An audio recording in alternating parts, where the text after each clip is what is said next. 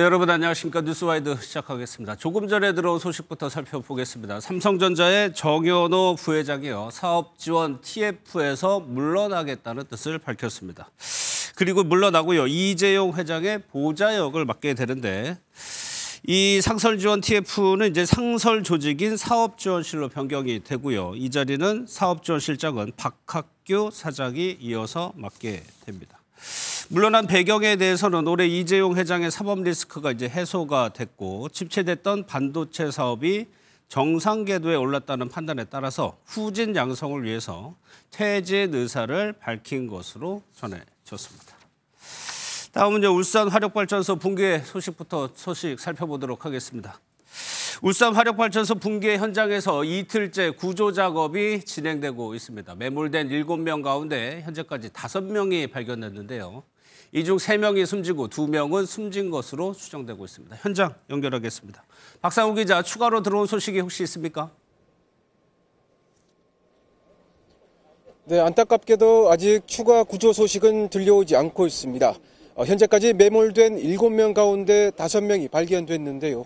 소방당국은 어제 발견한 2명 외에 오늘 오전에 3명을 추가로 찾아냈습니다. 하지만 이들 중 3명은 숨지고 2명은 숨진 것으로 추정되는 상황입니다. 이들이 발견된 지점은 화면에 보이는 B구역과 D구역입니다. 사고는 어제 오후 2시쯤 발생했습니다. 수명이 다한 60m짜리 보일러타워 발파를 앞두고 구조물이 쉽게 무너지도록 기둥과 구조물을 미리 잘라놓는 취약화 작업을 하던 중이었습니다. 그렇지 않아도 철제 파이프와 온갖 설비가 복잡하게 얽혀있는 구조물이 처참하게 무너지면서 구조와 수색에 어려움을 겪고 있습니다. 소방당국은 구조경과 열화상 카메라 등 탐색 장비를 최대한 투입해 남은 2명을 찾는 데 주력하고 있습니다. 지금까지 울산 화력발전소에서 MBN 뉴스 박상호입니다. 보신 것처럼 구조 작업이 난항을 겪고 있습니다. 그러면요, 이영주 경일대 소방방재학과 교수님 연결해서 좀 상황을 살펴보도록 하겠습니다. 교수님 나와 계시죠? 예, 안녕하십니까. 이 나머지 2명, 매몰된 2명을 못 찾고 있는 것 같습니다. 위치조차 파악이 힘들다고 하는데 지금 그 현장 상황이 어떻길래 이런 상황일까요? 아마도 직접적으로 지금 매몰되어 있는 상황, 아마도 위쪽에서 이제 구조물들이 완전히 덮쳐서 아마 가장 깊은 곳 쪽에 매몰되어 있는 상황이 아닌가 싶거든요. 예. 어제부터 계속 육안으로 이런 부분들 수색도 하고, 음파 탐지기라든지 또 저기서 열감지나 이런 것들로도 계속 탐지를 하고 있는데도 확인이 안 되는 걸 보면 사실은 굉장히 좀 식별을 하기가 어려운 이런 위치가 아닌가 싶고요. 예. 또 한편으로는 이제 이러려면은 사실 적극적인 어떤 이제 수색을 하려면 위에 구조물들을 혹은 또 이제 잔해물들을 이제 치우면서 작업을 해야 되는데 잔해물들을 빨리 치우는 상황들도 녹록지 않아 보여서 상당 부분 시간이 좀 오래 걸리지 않을까 싶습니다. 그러면 그 잔해물 때문에 만약에 이제 매몰된 이제 근로자가 눈앞에 있다 하더라도 바로 구조하기가 힘든 상황인 건가요? 네, 맞습니다. 사실은 오늘 새벽에 사망한 사망자의 경우에도 실제로 어저께 오후에 이미 그 위치는 확인이 됐고 또 의사소통이 될 수 있을 정도로 근접하기도 했었거든요. 그럼에도 불구하고 사실은 여기 여러 가지 구조물들 또 이제 잔해물들을 일일이 손으로 치우거나 또 절단하면서 이렇게 접근을 하다 보니까 시간이 상당히 오래 걸리면서 사망할 때까지 어디 조치를 못한 상황이었거든요. 예. 그래서 아마도 지금 이제 확인이 안 된, 지금 위치 식별이 안 된 이 지금 매몰자분들도 사실은 위치가 식별된다 하더라도 그 안에서 구조를 하는 이런 과정들이 사실은 상당히 시간도 많이 걸리고 위험성도 있는 그런 상황이라서 사실은 생존 가능성에 대한 부분들을 장담하기는 상당히 어려운 상황이다 이렇게 보겠습니다. 예, 사고 원인도 한번 보겠습니다. 보일러 타워 해체 작업을 하다가 사고가 났다고 하는데 여기서요 어떤 문제가 발견이 됐을까요? 지금 현재까지는 뭐 여러 가지 가능성은 있습니다. 예를 들면 지금 이제 여기에 이 발파 작업을 통해서 이제 이거를 해체하는 작업들을 하기 위해서 취약화라고 해서 아마도 발파를 했을 때 건물이 잘 무너지게끔 하는 이런 이제 선제적인 조치들을 하는데 그럼 이런 취약화 과정을 위해서는 사전에 검토들을 하는데요. 어느 부위를 어떤 식으로 취약화를 해놓을 것인지에 대한 부분들 또 그리고 이런 것들이 중량에 대한 부분들 하중이나 이런 것들에 대한 고려들도 충분히 필요한데 이런 것들이 적정하게 잘 이루어졌느냐라고 하는 부분도 한번 들여다봐야 되는 상황이고 또 이런 계획들이 정확하게 잘 됐다 하더라도 현장에서 이런 부분들의 작업들을 하는 과정에서 절차라든지 순서 또 이런 것들 작업 과정에 어떤 이제 문제는 없었는지 이런 것들을 살펴봐야 되는 상황입니다. 또 하나는 이 두 과정이 또 잘 정상적으로 이루어졌다 하더라도 그렇다면 다른 외력이라든지 다른 문제에 의해서 또 붕괴될 수 있을 가능성 이런 부분도 검토가 돼야 되기 때문에 원인 규명이나 이런 것들은 조금 더 시간을 두고 심도 있게 검토가 되는 상황이다 이렇게 보겠습니다. 예, 현장 영상을 보면요, 저 무너진 보일러 옆에도 양옆에도 보일러 타워가 있어요. 지금 저 두 동도 위험하다고 하는데 실제로 붕괴 가능성이 있는 겁니까? 예, 지금 현재는 4호기, 5호기, 6호기 이렇게 나란히 있고요. 4호기 같은 경우는 이미 치약화 작업이 이루어진 상태고 5호기, 이번에 붕괴가 된 5호기 같은 경우는 치약화 과정에서 무너졌고 6호기는 아직 이제 치약화 작업이 안 이루어졌기 때문에 상대적으로 6호기의 붕괴 가능성은 적다고 볼 수가 있는데요.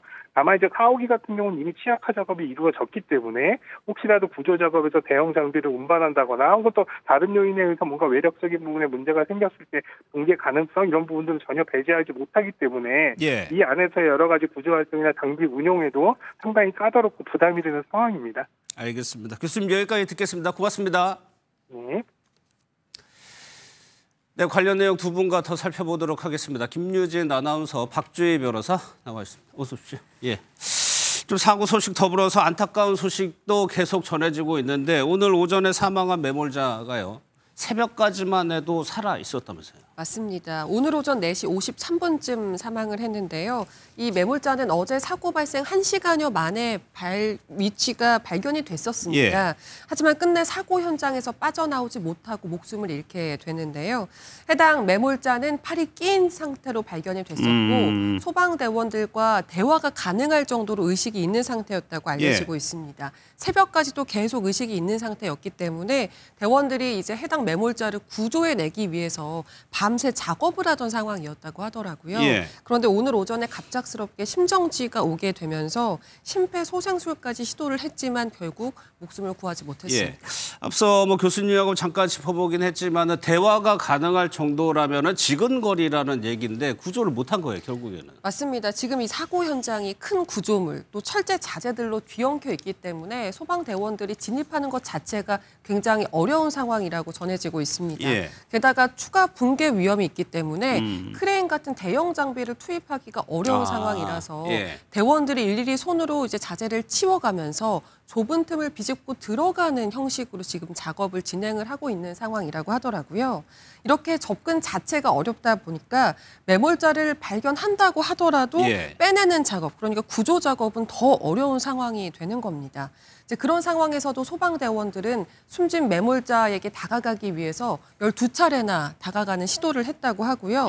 그렇게 해서 실제로 접근을 해서 진통제를 투여하고 보온 조치까지 다 했다고 하더라고요. 하지만 결국 목숨을 잃고 말았습니다. 이 사진을 보시면요. 지금 중장비를 동원할 수 없는 상황이 여기 사람 크기가 요만해요. 그런데 이렇게 큽니다. 지금 무너진 보일러 타워가. 그러다 보니까 이게 손으로 인력으로 저거를 집어내기에는 사실상 불가능에 가까운 사실인데 좀 더 구조에 더 어떤 장비가 좀 현장 안에서도 굉장히 좀 구조작은 분주하게 이루어지고 있는데 아들을 잃은 노 부부도 현장을 찾은 경우가 있었어요. 네, 그렇습니다. 어제 한 노부부가 이 사건 현장에 찾았는데요. 그 현장 기자에게 45살 아들이 사고를 당했다고 하는데 사고 현장이 어디냐라고 물으면서 울먹거렸다고 합니다. 아마 이 노부부는 아들이 사고를 당했다는 소식을 듣고 바로 현장에 달려온 듯 했는데요. 그런데 이제 현재 지금 발견된 매몰자 3명은 사망을 했고 또 나머지 2명도 이 사망으로 추정이 되고 또 2명은 아예 지금 위치조차 찾지 못하는 상황이라서 조심스럽지만 이 노부부의 아들도 사망했을 가능성이 좀 높아 보이는데요. 그래서 더욱 안타까움을 자아내고 있습니다. 알겠습니다. 다음 내용은 최태원 회장과 노소영 관장의 이혼이 지난달에 확정이 됐죠. 재산 분할액만 남은 겁니다. 노소영 관장이 소회를 밝혔는데 먼저요. 과거 영상 보고 어떤 내용인지 살펴보겠습니다.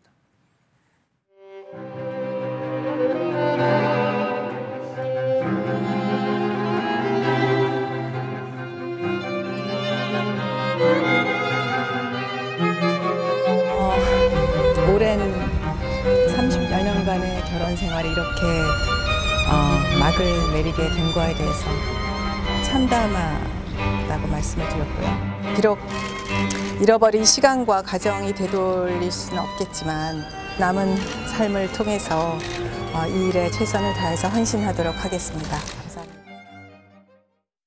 대법원 판결이 난 이후에는 별다른 언급이 없었는데 노소영 관장이 어제 SNS를 통해서 이혼에 대한 소회를 밝혔습니다. 어떻게 얘기하던가요? 네, 노 관장의 SNS에 자신이 이삿짐 싸는 그런 모습을 다 공개를 한 거예요. 37년 전 시집 온 집을 떠나게 됐다라면서 이삿짐 싸는 모습을 직접 공개를 했는데요. 노 관장은 특히 언젠가 자신의 생일에 아이들이 엄마 아빠 사진을 오려 붙여서 만들어준 이 선물이 있었다는 거예요. 그걸 발견하고 굉장히 마음이 아팠다면서 과거에 화목했던 시절을 착잡하게 좀 회상하는 그런 모습이었습니다. 37년 됐군요. 결혼을 한 지. 그런데 노 관장이 어제 이제 여러 가지 얘기 중에 시부모님을 언급을 했는데 시부모님이라고 하면은 최태원 회장의 부모님이 되는 거잖아요. 네, 맞습니다. 바로 이 대목이었는데요. 노 관장은 37년 전 시집 온 집을 떠난다. 그때는 시부모님과 함께였다라고 밝힌 부분입니다. 이 1988년 노 관장과 최 회장이 처음 결혼했을 때만 해도 이 최 회장의 부친인 최종현 SK 선대 회장과 이 모친인 박계희 여사와 함께 지낸 것으로 알려졌는데요. 지금 비록 이 두 사람이 남남이 되긴 했지만 처음 결혼 생활을 할 때만 하더라도 이 최종현 선대회장과 이 박계희 여사는 이 노 관장을 며느리로서 굉장히 예뻐했다라고 알려져 있습니다. 이 특히 최 선대회장 같은 경우는 생전 며느리에 대해서 이 겉으로는 깍쟁이처럼 보이지만 야무지게 살림을 잘 꾸려나가는 게 마치 고부간이 꼭 닮았다라고 하면서 이 며느리인 노 관장에 대한 애정을 좀 드러내기도 했습니다. 그리고 이 박계희 여사와도 이 노 관장 사이에 일화가 있는데요. 이 박계희 여사의 경우에는 이 며느리인 노 관장에게 딱 한 가지 당부를 했다라고 해요. 그게 뭐냐면 구설수에 오르지 마라라는 건데요. 그래서 그런 건지 모르겠지만 실제 노 관장 같은 경우는 이 과거에 기자들의 사진이나 인터뷰 요청에 모두 거절하고 도망 다닌 것으로 알려져 있습니다. 노소영 관장이 얘기한 이 사진이 이건 것 같습니다. 본인을 가장 가슴 아프게 하는데 뭐 요거라는 건데 이렇게 최태원 회장이랑 노소영 관장 엄마 아빠의 사진을 오려 붙이고 저런 식으로 이제 카드 형식으로 꾸몄던 것 같아요. 아이들이 조금 마음에 걸렸던 것 같습니다.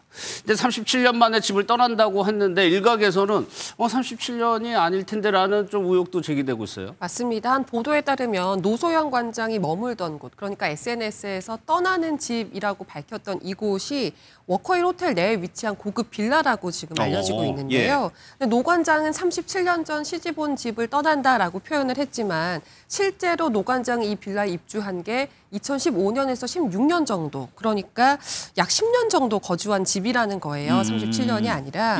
워커힐 호텔 내에는 이렇게 VIP의 장기 숙박을 위한 고급 빌라들이 몇 채 있다고 하는데요. 그중에서도 노 관장이 머물던 이곳은 그중에서도 면적이 제일 큰 곳이래요. 숙박료가 한 달에 7천만 원이라고, 한 달에?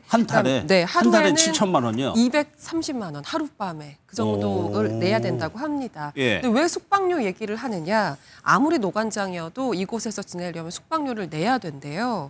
빌라를 이제 호텔에서 관리를 하고 호텔을 운영하는 회사가 있습니다. SK 네트워크스라는 회사인데 여기서 만약에 숙박료를 받지 않으면 이게 경영진들이 배임죄에 해당될 수 있다. 이런 얘기가 있더라고요. 그렇기 때문에 이제 숙박료 얘기를 하는 건데 노 관장이 약 10년 정도 이곳에 살았다고 했잖아요. 그러면은 대충 계산해봤을 때 약 100억에 가까운 돈을 숙박료로 내야 한다고 합니다. 근데 상당 부분을 최태원 회장이 사비로 이걸 해결을 해줬다는 거예요. 근데 상당 부분이라고 했지 전액이 아니잖아요. 남은 부분이 있다는 겁니다. 그게 한 20억 정도가 된다는 얘기죠. 근데 지금 노 관장이 이 20억을 지불을 하지 않은 것으로 알려지고 있거든요. 때문에 호텔을 운영하고 있는 SK 네트워크스 측이 여러 차례 내용 증명을 보냈다고 해요. 노 관장 측에. 하지만 별다른 반응을 하지 않고 있는 것으로 전해지고 있습니다. 워커힐 호텔 내에 이런 고급 빌라가 있는지도 처음 알았네요. 월 숙박료가 7천만 원 정도 되는 데라고 합니다. 노소영 관장이 또 여러 가지 사진을 공개했는데 좀 관심을 모았던 게 그 웨딩드레스 사진도 공개했어요? 맞습니다. 짐 싸는 가운데서 웨딩드레스도 나오고 뭐 한복도 나오고 이랬던 모양이에요. 근데 누리꾼들은 이게 혹시 그 1988년도에 청와대 결혼식 때 입었던 그 드레스 아니냐 이렇게 굉장히 비상한 관심을 보내고 있는 건데요. 그도 그럴 것이 이게 당시에 세계 결혼이라고 해서 굉장히 세간의 주목을 받았지만 결혼식 사진은 거의 공개가 되지 않았다고 하더라고요. 심지어는 일반에 공개된 사진은 단 한 장도 없을 정도라고 하는 하는데요. 이는 고위층의 혼사는 좀 조용하게 소리 없이 하는 게 미덕이다라고 봤던 노태우 전 대통령의 뜻 때문이었다라고 지금 전해지고 있습니다. 실제로 당시의 결혼식에 대해서 장소가 청와대였긴 하지만 규모는 상당히 소규모였다고 하더라고요. 신랑인 최태원 회장 측에서는 이 워커힐 호텔에서 좀 성대하게 결혼식을 치르고 싶어 했지만 앞서 말했던 노태우 전 대통령의 뜻에 따라서 청와대에서 소규모로 치러졌다고 하는데 실제로 하객 규모를 보니까 140여 명 정도 양가 합쳐서 140여 명? 예. 그러니까 굉장히 소규모죠. 예. 그리고 예물과 패백은 모두 생략이 됐고 예식도 고작 25분 만에 초스피드로 진행이 됐다고 합니다. 그런데 이날 그 노관장이 입었던 그 웨딩드레스가 굉장히 화제가 될 수 있는 이유가 또 하나 있는 게 굉장히 유명한 디자이너 작품이에요. 아, 그래요? 한국인이라면 모두가 알만한 그 디자이너 앙드레 김 선생님의 작품이었다고 합니다. 한 보도를 보니까 앙드레 김 선생님이 굉장히 아름다운 드레스인데 이게 지금 대중에 공개가 안 됐다고 했잖아요. 결혼식 사진이. 그래서 굉장히 안타깝다. 공들여 만들었는데. 네, 아쉽다. 이런 뜻을 전했다고도 예. 합니다. 청와대에서 결혼식을 한 거 보니까는 노태우 전 대통령이 현직 때였던 것 같습니다. 굉장히 소규모로 당시로 보면 했는데 일단 대법원에서 이혼은 확정이 됐어요. 그러다 보니까 SK에서 이제 좀 발빠르게 움직인 대목이 특수관계인에서 노소영 관장을 제외했다. 이거는 무슨 의미가 있는 겁니까? 네, 이게 5% 룰이라고 하는데요. 이 상법에 이 특수관계인을 포함한 이 개인이나 법인이 상장회사 주식을 5% 이상을 보유하고 있을 때는 이 보유 상황에 대해서 공시할 의무가 있습니다. 근데 여기서 특수관계인이라고 하는 거는 최대 주주와 이 밀접한 관계에 있는 뭐 가족이나 친족이나 법인을 말하는데요. 지금까지 이혼이 확정되기 전까지는 최 회장과 노 관장이 법률상 배우자로 되어 있기 때문에 예. 이 노 관장이 가지고 있는 SK 주식도 특수관계인으로서 이 부분이 공시가 되었어야 됩니다. 예. 그런데 이제 10월 27일자로 이제 이혼에 대해서는 이제 확정이 되어서 이제는 남남이 되었기 때문에 특수관계인의 지위에서 빠지기 때문에 노 관장이 가지고 있던 SK 주식 한 0.01% 지분이 돼서 이 특수관계인의 보유 지분에서 빠지게 된 겁니다. 예. 또 하나요. 그 위자료를 책정해서 20억이었었나요? 네, 그러다 보니까 그 주변에서 변호사 사무실에 억대 위자료 문의가 늘었다고 하는데 실제로도 그런 문의가 많이 늘었습니다. 네, 실제로 맞습니다. 실제로 이혼 소송을 제기하기 전이라면 나도 위자료를 이렇게 많이 받을 수 있냐라는 문의도 많이 오고요. 네. 실제 소송을 진행 중에 있는 상황인 경우에는 나도 위자료 청구액을 높이고 싶다라는 문의가 많은데요. 싶다. 증액하고 싶다라고 하는데요. 통상적으로 법원에서 지금까지 위자료가 인정되는 건 2천만 원에서 3천만 원이었습니다. 아주 특수한 경우에 좀 높이 인정이 되어야지 5천만 원 정도였는데 말씀하신 것처럼 이번에 위자료가 20억 원이니까 너무나 이례적이니까 이제 많은 분들이 이제 궁금해하시거든요. 근데 위자료 같은 경우는 사실상 뭐 결혼 기간이라든지 아니면 유책 사유가 무엇이냐, 그리고 유책의 정도가 무엇이냐 복합적인 부분을 사실 고려를 하기 때문에 이 노 관장과 최 회장의 이 위자료 액수가 모든 경우에 해당이 된다 이렇게 보기엔 조금 어렵기는 해요. 근데 다만 1심과 2심의 이제 판결문을 보면 이렇게 많은 이 위자료를 인정하게 된 경위를 봤을 때 이 사실은 모든 유책 사유 같은 경우는 부부 안에서만 이루어지거든요. 부부만 알 수 있는 부분인데 이 최 회장 같은 경우는 혼외 관계를 사실은 공개적으로 사실은 행보를 보였잖아요. 언론사에다가 편지를 보내면서 이 부분이 알려지기도 했고 그래서 이런 부분을 사실은 이 재판부에서 많이 꼬집었거든요. 그러니까 많은 사람들이 이런 혼외 관계라든지 유책 사유를 안다라는 거는 달리 말하면 노 관장이 그로 인한 뭐 정신적인 피해가 더 크다라고 볼 수가 있거든요. 많은 사람들이 사실 부부 사이에서만 알아야 되는 문제인데 이 부분을 전 국민이 다 알게 되는 부분이니까 사실 그런 부분에 있어서는 사회적인 파급력이나 이런 부분을 고려를 해서 이제 증액하게 된 건데 하지만 모든 경우에 이렇게 20억 원이라는 게 인정이 된다 이렇게 보기엔 좀 어려울 것 같아요. 다만 이 판결이 의미가 있는 게 뭐냐면 아까 초반에 말씀드린 것처럼 통상적으로 위자료가 2천만 원, 3천만 원 인정이 되는데요. 그 금액이 사실은 80년대 금액이 사실 지금까지 유지가 되고 있는 겁니다. 그러니까 사실은 현실적인 금액이 아니기 때문에 이번 판결로 말미암아 앞으로 가정법원에서 인정하는 이제 위자료 액수가 좀 현실화되지 않겠느냐 그런 초석이 되지 않겠느냐 이렇게 법조계에서는 바라보고 있습니다. 알겠습니다. 다음 소식은 이번에 월드시리즈 미국 월드시리즈에서 LA 다저스가 우승을 했습니다. 오타니 선수가 아주 큰 주목을 받았는데 시간이 조금 지나고 나니까 오타니 선수의 부인에게 관심이 집중되고 있어요. 이번에는 또 하나 포착된 장면이 그 핸드폰, 오타니 선수 부인이 들고 있던 핸드폰? 맞습니다. 오타니 선수와 아내 다나카 씨가 최근에 LA 다저스의 메이저리그 월드시리즈 우승을 축하하는 카 퍼레이드에 참석을 했는데요. 예. 이때 이제 아내가 사진을 찍으려고 휴대전화를 꺼내 들었는데 그 기종이 아이폰 13 미니여서 이게 화제가 되고 있는 거예요. 아이폰 13 미니. 네, 예. 이게 왜 뭐 화제가 될 거냐라고 생각하시는 분이 있겠지만 이게 비교적 구형 모델이기 때문입니다. 최근에 예. 아이폰 17이 출시가 됐잖아요.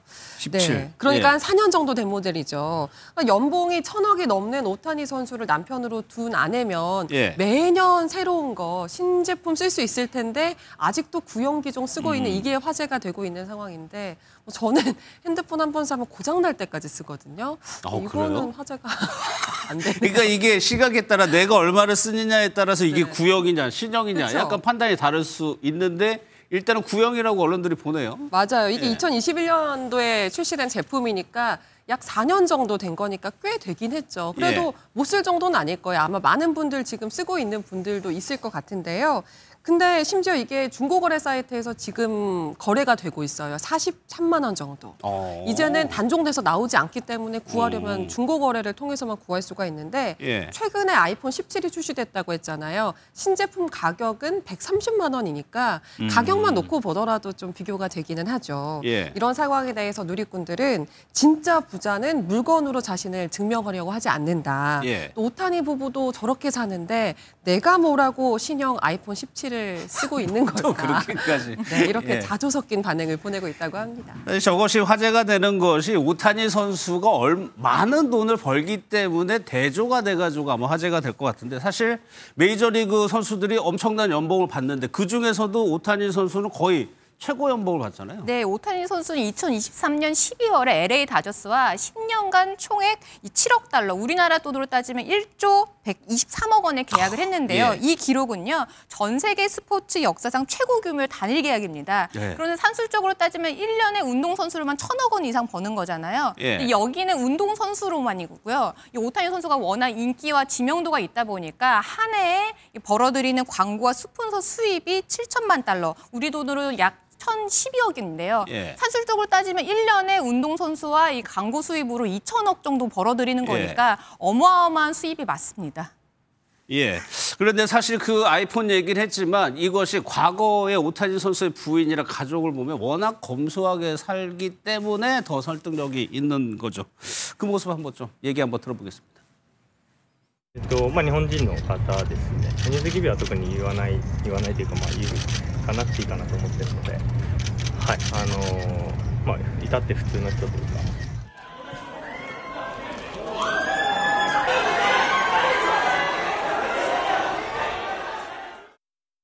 사실 전화기뿐만 아니라 과거에도 보면 상당히 검소합니다. 맞습니다. 오타니 선수 아내가요, 지난해 LA 다저스 만찬장에 나타나는 모습도 화제가 됐었는데 예. 이때 4만 원대에 스파 브랜드 가방을 메고 나와서 이게 또 화제가 됐었어요. 가방이 4만 원대. 네, 예. 평소 스타일 자체가 굉장히 수수하고 예. 화장도 거의 하지 않는 그런 모습이라 더 호감이다 이런 반응이 나왔는데요. 그러니까 누구보다 사실 화려하게 꾸밀 수 있는 환경과 능력이 되는데도 그렇게 하지 않는 점이 멋지다는 얘기죠. 뭐 누구보다 지금 화려하게 힘을 주고 꾸미고 나온 저로서는 굉장히 민망함을 느끼게 되는데요. 예. 두 사람은 평소에 요란한 공개 데이트도 하지 않고 평소에 둘이 어떻게 만났는지 연애 과정도 크게 공개하지 않으면서 예. 굉장히 조용하게 삶을 이어오고 있습니다. 아내 다나카 씨는 농구 선수였던 것으로도 굉장히 맞아요. 유명하잖아요. 2023년도에 은퇴를 하고 이듬해 결혼을 했고요. 그리고 올해 초에는 딸을 품에 안았다고 전해지고 있습니다. 괜찮습니다, 김유진 아나운서. 본인 거 아니잖아요. 아, 그건 그렇죠. 예. 오타니 선수, 그러니까 부인도 마찬가지고 오타니 선수도 과거에 차를 타는 차, 스포츠 스타들 굉장히 뭐 스포츠카 타고 이런 경우가 많은데 그러지 않아요? 네, 이 부부가 굉장히 닮았는데요. 예. 오타니 선수가 니포넴에서 활약을 하다가 메이저리그로 진출하고 나서 연봉이 수백억 원으로 올랐거든요. 예. 그런데 미국에서 2019년까지 타고 다닌 차가 2천만 원대 현대자동차의 소나타였습니다. 이 차량은 사실 구단에서 제공을 한 건데 구단에서는 처음에는 더 크고 더 고급스러운 차량을 이제 그렇겠죠. 제안을 했지만 예. 오타니 선수가 직접 이 차량을 선택을 했다라고 하고요. 실제로 이 차량에서 타고 내리는 장면들이 많이 사진에서 포착이 되어서 이 당시에도 오타니 선수 참 검소하다 이런 칭찬을 많이 받았습니다. 예, 이렇게 소나타 현대차의 소나타를 타고 다닌 오타니 선수가 최근에 스포츠카를 구매했다면서요. 본인 겁니까 이거? 근데 본인 게 아니에요. 동료 투수에게 선물을 한 거라고 하더라고요. 선물? 네, 선물을 스포츠카를 하는데 그 이유가 뭐냐면 예. 이 투수가 함께 이적을 해온 선수인데 다른 팀에서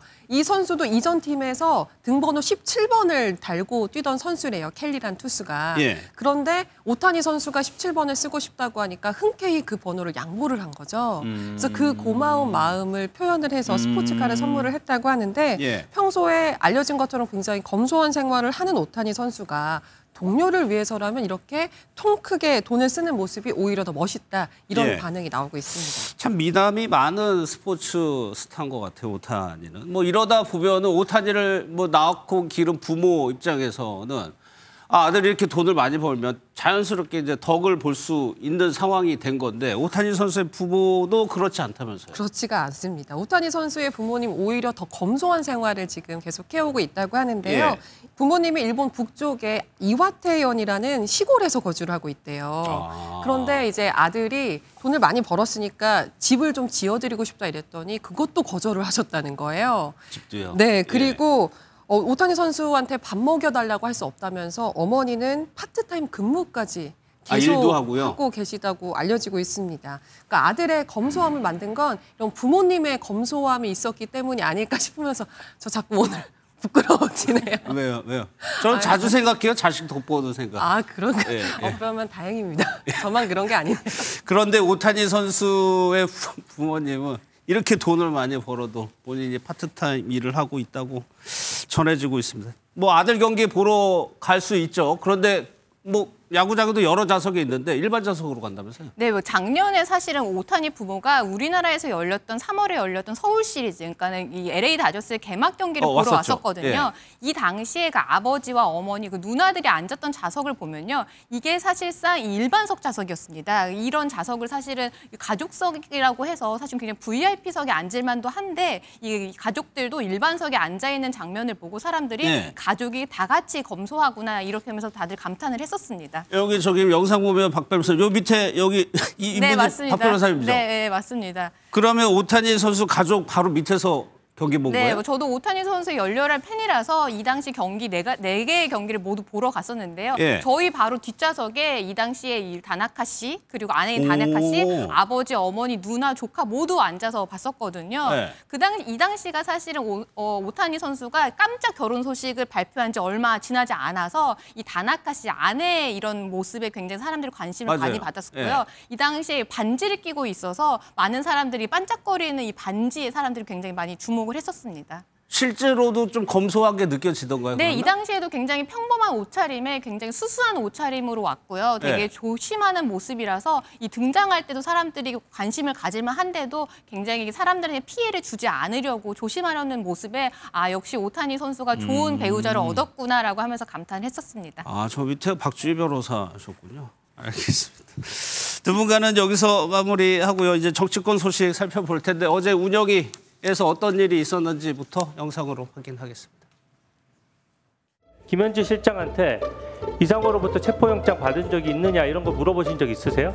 의원님 이게 국정감사랑 무슨 상관인지 모르겠어요. 이게 왜 상관없습니까? 받았으면 안 받았다고 하면 되는 거지. 네, 안 거기에 대해서 받았어요. 왜 답변을 얘기해 네, 안 주셨어요? 받았다니까요. 직접 김현지한테 확인하셨어요? 아니, 제가 확인할 필요도 없습니다. 제가 보고받지 않았다는 걸 왜 확인합니까? 아니, 거기가 근데 무슨 본인이 왕이라고 어떻게 아세요? 김현지 실장이 거기가 받았는지 김현지가 안 무슨 받았는지를 실세라고 어떻게 거기 아세요? 가서 확인합니까? 다 비서실장한테 어떻게 보고하게 아세요? 돼 있습니다. 확인을 안 했는데 어떻게 아시냐고요? 제가 보고받지 않았다고 말씀드리지 않았습니까? 국정감사 질문하는 자리에 있다고 함부로 말씀하실 입장인지 전 잘 모르겠습니다. 법률비서관 하셨던 분으로서 저는 국정감사 내내 의원님의 질의에 대해서 다 검토해봤습니다. 주로 김현지 부속실장과 이재명 대통령에 대한 이야기만 하셨습니다. 저는 그렇다고 해서 의원님이 김건희 여사의 관계와 최혜병 사건과의 관계가 덮어진다고 생각하지 않습니다. 왜 질의에 자꾸 답변에 협박합니까 제가? 그건 윤석열 정부 때 하던 짓 아닙니까? 지금 말씀을 너무 지나치십니다 의원님. 저희로서도 그 일개 비서관이 참석하지 않은 것에 대해서 또 그게 합의되지 않은 것에 대해서 안타깝습니다. 제 입장에서는 50명의 비서관 중에 한 명일 뿐인데 너무 과도하게 공격받고 있고 강선우 후보자 당시 통화와 관련해서는 제가 직접 강선우 후보자의 사퇴 의사를 전달받아서 대통령께 보고 드린 바 있습니다. 제가 그 비서관을 불러서 주의를 주고 다시는 이런 일이 없도록 하라고 이야기한 바 있습니다. 네, 네 분과 살펴보겠습니다. 김지호 더불어민주당 대변인, 강성필 민주당 부대변인, 최수영 시사평론가, 윤기찬 국민의힘 법률위 부위원장 나오셨습니다. 어서 오십시오. 예. 어제 강훈식 비서실장이 국정감사의 모습을 봤는데 글쎄요, 강훈식 비서실장 평소에 의원 시절에는 부드럽고 온화한 모습이었는데 어제 상당히 격앙된 모습을 보였단 말이에요. 이런 모습 처음 봤죠? 강훈식 비서실장이 사실은 그동안 대통령실 생활에 있어서도 굉장히 온화하게 설명하고 친절하고 젠틀하다고 사람들이 다 평가했던 그러한 행보를 계속했는데 어제는 좀 국민의힘 주진우 의원이 선을 넘어도 한참 넘었다. 그래도 국정감사장이고 TV로 생중계되는 저런 상황에서 무슨 히읗 지읒이 누구냐. 뭐 대통령실하고는 전혀 상관없는 시중에 떠도는 그런 풍문을 가지고 여러 사람 앞에서 음모론을 이야기하니까 너무나 좀 황당했던 것 같고요. 이에 대해서 비서실장으로서 상세하게 설명을 하려고 하는데 계속해서 중간에 끼어들어서 답변을 못하게 하다 보니까 본인이 어느 정도 좀 세게 표현을 할 수뿐이 없었다. 왜냐하면 강훈식 비서실장이 일개 비서관이 아니라 대한민국 대통령실을 통할하는 정말 미국 대통령 비서실장하고도 한 라인을 가지고 있는 그런 굉장히 권위 있는 주체입니다. 그런데 너무나 수준 미달의 질문을 하고 그리고 막 중간에 끼어들어서 좀 예의 없는 행동을 하다 보니까 좀 세게 표현을 하신 것 같습니다. 저도 어제 저 장면을 좀 보긴 했는데 사실 강훈식 비서실장이 달변가여서 말을 더듬는다거나 이런 경우가 거의 없는데 굉장히 말을 더듬기도 하고 굉장히 공격적으로 얘기하기도 하고 했어요. 그러니까 이제 우리가 국회에서는 사실 이제 나이보다는 선수가 우선인 거 아니겠습니까? 그리고 또 우리 정치판에서는 또 얼마나 정치 경력이 오래됐는가가 사실 어른이냐 아니면 선배냐 후배냐 이런 것을 따져보는데 사실 이제 강훈식 비서실장은 삼선 의원이고 정치 경력만 따져도 뭐 한 20년이 훌쩍 넘는 사람이에요. 그리고 말씀하셨듯이 이 국회의원 할 때도 또 국회의원 되기 전에도 방송 패널로서 활동을 하면서 달변가로 인정을 받았던 분인데 이런 분이 이제 초선이 자기한테 무슨 요즘 유행이잖아요. 초선은 조용히 하고 입 다물라 그러잖아요. 그것도 뭐 국민의힘에서 나온 얘기인데 어쨌든 간에 내용을 얘기할 때 전혀 이 국가와 국민을 위해서 어떤 잘못된 국가 정책이라든지 시스템을 개선하려고 하는 그런 질문이 아니라 그냥 인신공격성 그리고 이제 뭐 가짜 뉴스에 가까운 얘기들을 막 던지기 때문에 강훈식 비서실장으로서도 이 부분에 있어서만큼은 단호하게 대처하지 않으면 이것을 보고 계시는 국민 여러분들께서 오해하실 수도 있겠다라는 생각을 하셨던 것 같아요. 그래서 어제는 평소 같지 않은 다소 경한된 모습을 보이셨는데 저는 때로는 저런 모습도 필요하다. 그래서 보여집니다. 당내에서 좀 평가가 좋습니까? 당내에서는 할 말 했다. 하지만 이제 어쨌든 간에 이 공직자로서 국회의원을 존중하는 모습은 또 필요하겠다. 이런 의견도 있습니다. 그거를 김병기 원내대표가 중간에 조금 자제를 시키긴 하더라고요. 그러면서 어제 발언들 한번 보면은 이 부분 한번 보겠습니다. 김현지 실장과 강서원 의원이 통화를 보건복지부 장관 후보자 관련 그 시절에 주의 조치를 줬다고 하고 다시는 그런 일이 없을 거라고 얘기했고요.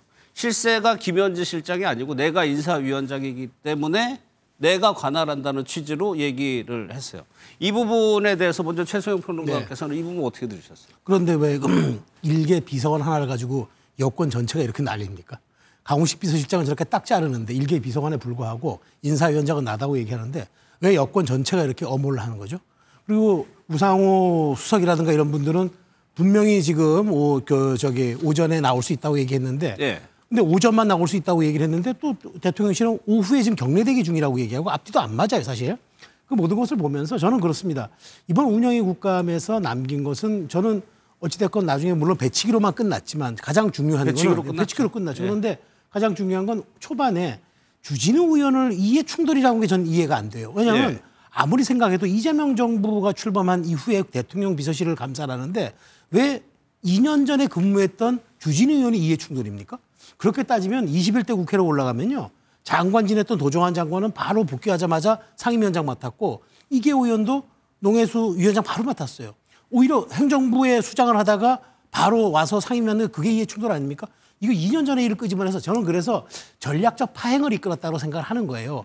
그다음에 이렇게 상황이 이제 안정되니까 네. 강훈식 비서실장이 일개 비서관에 불과한 거고 인사현장은 하고 왜 이렇게 호들갑인지 모르겠다. 네. 너무 과도한 공격이라고 얘기하는데 그렇게 사실 원인을 제공한 건 사실 여권이고 비서실이었잖아요. 그런 예. 측면에서 강훈식 비서실장이 항변을 하고 나름 논리는 전개했지만 많은 분들이 그래도 왜 이렇게 김현지를 감싸지? 라는 의구심을 떨쳐버리지 못했던 국감이다. 예. 그건 분명해 보입니다. 뭐 최소영 평론가님 뭐 판단은 실세가 아니라 김현지 실장이 실세라는 취지이시네요.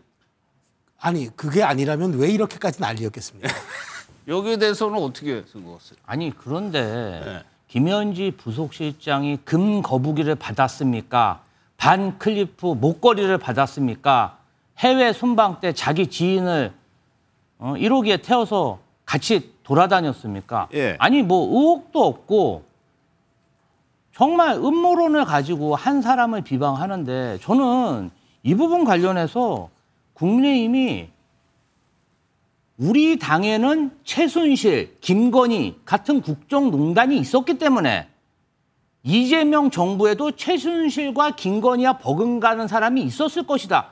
그럼 뭔가 편견에 사로잡혀서 가상의 인물을 김현지 부속실장에 뒤집어 씌워가지고 예. 마구잡이로 마타도를 하는 게 문제다. 의혹을 제기하더라도요. 분명한 비리 의혹이나 직권남용 그 밖에 위법 활동에 대한 근거를 갖고 제시해야지 예. 저렇게 특정 인물을 가지고 계속적으로 흑색 선전하고 또 지지자들이 이상한 현수막 걸고 저는 개인적으로 김현지 부속실장과 10년 넘게 동료로서 근무했는데 너무 그래요? 가슴이 아프더라고요. 왜냐하면 예. 자녀들에 대해서 제 자녀와 나이가 비슷합니다. 사춘기입니다. 그런데 막 무차별한 그런 음해성 발언을 그냥 유튜브에서 저렇게 공개적으로 막 진짜 음해를 하고 이런 네. 너무나 개인에 대해서 여성이라는 이유로 폭력을 가하고 있는 사람들 이 부분 관련해서는 저라도 나서서 정말 네. 법적으로 대처를 해야겠다 그런 생각이 들고요. 아니 50명 가까운 비서관 중에 한 명이라도 그런 무고하고 부당한 일을 대하면 당연히 비서실장이 나와서 변호하고 대응하는 게 맞지. 그런 불법적이고 그런 폭력을 방치하라는 얘기인가요? 저는 알겠습니다. 예. 가만히 있으면 안 된다고 생각합니다. 예. 윤기찬 부위원장은 어떻게 보셨어요 어제? 이건 패거리 문화예요. 패거리 문화인 것이고 예컨대 강훈식 실장이 만약에 저런 말씀을 하시려면 김현지 실장을 데리고 나왔어야 돼요. 아니 그 국내심에서 애당초에 김현지 실장에 대해서 포커싱을 했습니까? 예. 국내심이 포커싱을 하기 시작한 것은 총무비서관 시절에 원래 기관 증인으로 당연히 배석을 했던 그 직책이에요. 근데 그걸 민주당에서 그 기관 증인마저 채택하지 않겠다라고 하니까 그때부터 문제가 되기 시작해서 그다음에 인사이동이 있었잖아요. 갑자기 인사이동이 있었는데 그때 강훈식 비서실장 뭐라 그랬냐면 이거 한 달 전부터 준비했던 거다 이렇게 주장했어요. 근데 한 달 전부터 준비했는데 제2부속실장은 인사가 없어요. 비어있단 말이에요. 한 달부터 안 했다는 거잖아요. 그럼 누가 보더라도 이거는 국감의 증인으로 나가지 않도록 뭔가 조치를 했다라고 오해할 수 있는 상황이었잖아요. 자, 이것만 갖고 따져보자는 거죠. 자, 뭐 누가 어떤 김, 히읗, 지읒 이런 거 다 좋다 이거예요. 그건 뭐 반론할 수 있습니다. 그런데 국민에 대한 국감에 참석해서 해야 될 이 의무 이행 관련해서는 이거 문제가 있는 거죠. 그러면 자, 대통령실 그 우상호 그 당시 실장도 뭐라 그랬냐면 나오겠다라고 했어요. 나온다. 그다음에 뭐 오후에는 대통령 일정이 있기 때문에 못 나온다. 오전만 하자. 그래서 안 되는 거다라고 했는데 알고 보니까 경례대기예요. 오후에도. 그 국민이 그걸 어떻게 이해해야 됩니까? 그럼 이게 국민을 속인 겁니까? 아니면 뭔가 애당초에 그렇게 우연히 경례대기 하면서 오후까지 있음에도 불구하고 오전만 출석하는 거 국민의힘 못 받아들이니까 이거 국민의힘이 어깃장나서 못 나왔다. 이런 스토리가 만들어진 겁니까? 만든 겁니까? 자, 이것만 갖고 따져보더라도 뭔가 자연스럽지 않다는 거예요. 또 하나는 강훈식 실장은 실제 온화한 분인 거 저도 알겠어요. 그런데 그 의원에 대해서 질문을 하면 안 되죠. 질문에 대해 답을 해야 되는 것이고 그게 국감이잖아요. 질문에 대한 답이 껄끄러우면 그건 적절치 않다 내가 대답하기. 원래 이렇게 하는 거예요. 근데 싸우고 계시잖아요. 그 말은 본인이 지방선거 주자로서 거론되니까 본인 정치를 하고 있다는 생각뿐이 안 드는 겁니다. 아, 그래요? 진심을 예. 떠나서. 예. 그러니까 이 생각보다 너무 세게 하셨어요. 제가 원래 강훈식 실장 저도 먼 발치에서 아는데 예. 온화한 분이에요. 그런데 예. 합리적으로 설명했어야죠. 이러이러해서 이렇게 좀 아직까지 근거 없는 말씀하시는 건 적당하지 않습니다. 원래 이렇게 해야 되는 스타일인데 예. 싸우고 계시잖아요. 실장마저 싸우고 있습니다. 김현지 부속실장도 못 데리고 나오면서 이거는 뭔가 국민께 예의를 다한 모습은 아니다. 이렇게 생각합니다. 알겠습니다.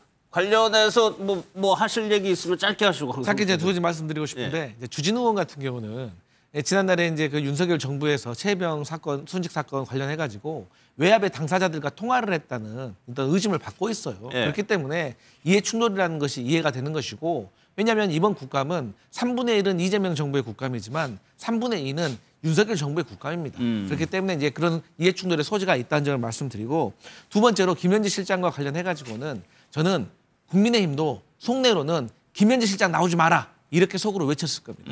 왜? 안 나와야지 저렇게 계속 공격을 할 수가 있거든요. 근데 막상 나오잖아요. 막상 질문해도 건질 것도 없습니다. 예. 그리고 이미 언론에다가 다 본인들이 풀어놔버렸어요. 아니 2025년도에 대한민국에서 김일성 찬양론자가 어떤 국민들이 공감을 하겠습니까? 그렇기 때문에 저는 국민의힘도 나오지 않길 바랬기 때문에 사실상 협의를 하지 않았던 것이다. 만약에 정말로 나오길 바랬다고 하면 오전 단 1시간이라도 나오게 해서 자리에 딱 앉혀놓고 본인들이 나름대로 준비를 해서 질의를 했을 겁니다. 업무 보고요? 그거는 서면 대체하면 되는 거고, 순번이요? 이거 바꾸면 되는 겁니다. 예. 그래서 이런 부분이 있었기 때문에 저는 강훈식 실장이 나름대로 대처한 것이다. 알겠습니다. 짧게만. 여기까지만 할게요. 제가 발언 하나 늦었어요. 뭐요? 간단하게. 예. 뭐냐면 그러면 오후에 제가 아쉬웠던 부분은 예. 뭐 맞는 말씀이에요. 그럼 오후에 우상호 정부수석이 답변하는 과정에서 김현지 실장이 경내에 대기하고 있다는 사실을 알게 됐잖아요. 예. 그럼 잠깐이라도 나왔으면은 이 모든 게 국내 심의의 주장이 무리했다라는 것이 국민들 시각일 텐데 예. 안 나오셨잖아요. 알겠습니다. 결론은 김현지 실장이 없는 국감을 진행되다 그렇게 끝나게 됐습니다. 또 하나요. 강훈식 실장이 어제 단호하게 얘기한 부분이 가짜 뉴스에 대해서, 악의적인 뉴스에 대해서 강력하게 대응을 하겠다고 했는데 아마도 이 사람을 겨냥한 것 같습니다. 영상을 좀 보겠습니다. 이런 이야기하면 또 괜히 또 오해 살라. 어제 저녁에 만난 어떤 회장님께서는 남산 꼭대기에다 이재명을 잡아와서 나무에 묶어두고 밥을 줘야 된대요. 밥을. 그런데 아마 그렇게 10만 달러만 걸어도 아마 낯설 사람 많을 것 같다. 이런 말씀 하시더라고요. 전환길이 극우 세력들에게 대통령을 위협하고 위해하고 시해하라고 하는 지침과 같은 것인데 이거 가만둬서 되겠습니까? 법적, 행정적으로 조치를 해야 된다고 생각합니다. 미 당국과 협의해서 체포해서 처벌해야 된다고 생각합니다. 단호하게 조치하시겠습니까? 네, 단호하게 조치하겠습니다. 농담 반 그냥 진담 반이지 그걸 가지고 그냥 풍자라는 표현이 맞겠죠. 그죠? 해외에서 여러 음모론을 지금 올리고 있는데 뭐 일각에서는 그런 시각도 있어요. 굳이 거기에 대응할 필요가 있겠느냐 했지만 이게 너무 허황된 얘기고 여기서 바로잡지 않으면 또 어떻게 번져나갈지 모른다. 그런 우려도 사실 있었거든요. 저는요. 만약에 이번 전환길 씨의 이 발언에 대해서 대통령실이 미온적으로 대처한다면 예. 제가 여당 대변인이지만 제가 대통령실에 쫓아가서 항의하고 싶습니다. 왜 그러냐면 예. 제가 23년 9월에 이재명 대표가 단식 투쟁을 했을 때 그 현장을 지켰습니다. 정무조정 부실장. 그때도 극우 유튜버들이 와서 마구 조롱 섞인 야유를 퍼부으며 폭력 사태를 일으켰습니다. 그 앞에서요? 예. 20명이 넘는 사람들이 국회 경내까지 쳐들어와서 마구 욕설을 하고 뭔가 굶지 않았냐 막 조롱을 하고 그런 일이 있었는데 그리고 네. 경내에 있는 경호관들하고 폭력 사태까지 일어났습니다. 그 사람들이 그러한 폭력 사태로 인해서 수많은 슈퍼챗으로 돈을 버는 모습을 제가 봤고 24년 1월에 이재명 대통령이 당시 민주당 대표였는데 부산에서 테러 암살 시도를 당했을 때도 그 테러 암살범이 유튜버 등을 보고 내가 지금 이재명을 제거하지 않으면 국민의힘은 총선에서 민주당에 지고 그러면 우리 대한민국이 민주당 정권으로 넘어가기 때문에 망할 수가 있다. 이런 세뇌를 받아서 그런 암살 시도를 했다고 진술을 한 바가 있어요. 결국은 지금 전환길 씨가 하는 저런 발언들은 신종 유튜버를 이용한 테러 암살 사주입니다. 일종의. 옛날에는요. 직접 전화나 금품 그다음에 만나서 저런 사주를 했는데 요새는 유튜버를 매개체로 해서 저런 사주 가스라이팅 세뇌를 하기 때문에 지난번에 아시겠지만 계엄 이후에 서부지방법원에서도 그런 신종 소요 사태가 있지 않았습니까? 네. 이 부분과 관련해서 저는 대통령실에서 강력하게 대처해야 된다. 그렇지 않으면 제2, 제3의 국가 수반에 대한 테러 암살 시도도 일어날 수가 있다. 이렇게 단언합니다. 예. 여기에 대해서 최수연 프로 아까 뭐 전환기 씨 해명을 봤지만 이건 풍자다라고 얘기를 하지만 글쎄 풍자하고 다른 것 같기도 하고. 선을 넘었다는 부분은 저도 동의를 해요. 그런데 그걸 가지고 이제 국정감사장에서 의원이 그 질의를 통해서 비서실장의 답변까지 이끌어내서 적절한 조치를 받아내는 이 과정 자체가 일종의 좀 약간 과잉이라는 생각은 들어요. 저도 분명히 선을 넘었는데 예. 이 부분은 사실 그 유튜브를 통제하는 법안을 만들어서 이런 좀 말하자면 선을 넘는 뭐 말하자면 선동이라든가 이런 가짜 뉴스들에 대해서는 좀 통제를 하는 그런 제도적 장치를 마련하면 될 일이지 마치 여기에 대해서 보복을 하듯이 거기에 대해서 지금 마치 미국 정부와 당장 협의를 해가지고 뭐 체포를 해가지고 뭐 압송하라는 식의 이야기를 하는 거는 예. 이건 조금 말하자면은 대통령에 대한 과잉 충성이라는 생각이 좀 들고 저는 이 부분이 부적절했고 선을 넘었다는 건 맞지만 그렇다고 해서 이거를 국감에서조차 의원이 질의하고 대통령 비서실장이 답변해서 미국 정부와 협의해서 적절한 조치를 하겠다는 식의 이런 답변이 과연 맞는 것인가라는 예. 좀 의문이 있고요. 차라리 이 차제에 사실 이런 유튜브에 대한 어떤 이 좀 말하자면 광적인 선전선동과 가짜뉴스가 이 어디 이 보수 진영만의 일입니까? 진보 진영도 있잖아요. 그렇다면 이 기회에 차라리 이걸 제도적으로 국회가 그러면 어떤 식으로 구글과 협력해서 우리가 여기에 대한 좀 방안들을 마련할 것인지 예. 이런 것들을 얘기하는 게 국감에서 좀 더 생산적인 논의가 아니었을까요? 좀 그런 아쉬움은 들었습니다.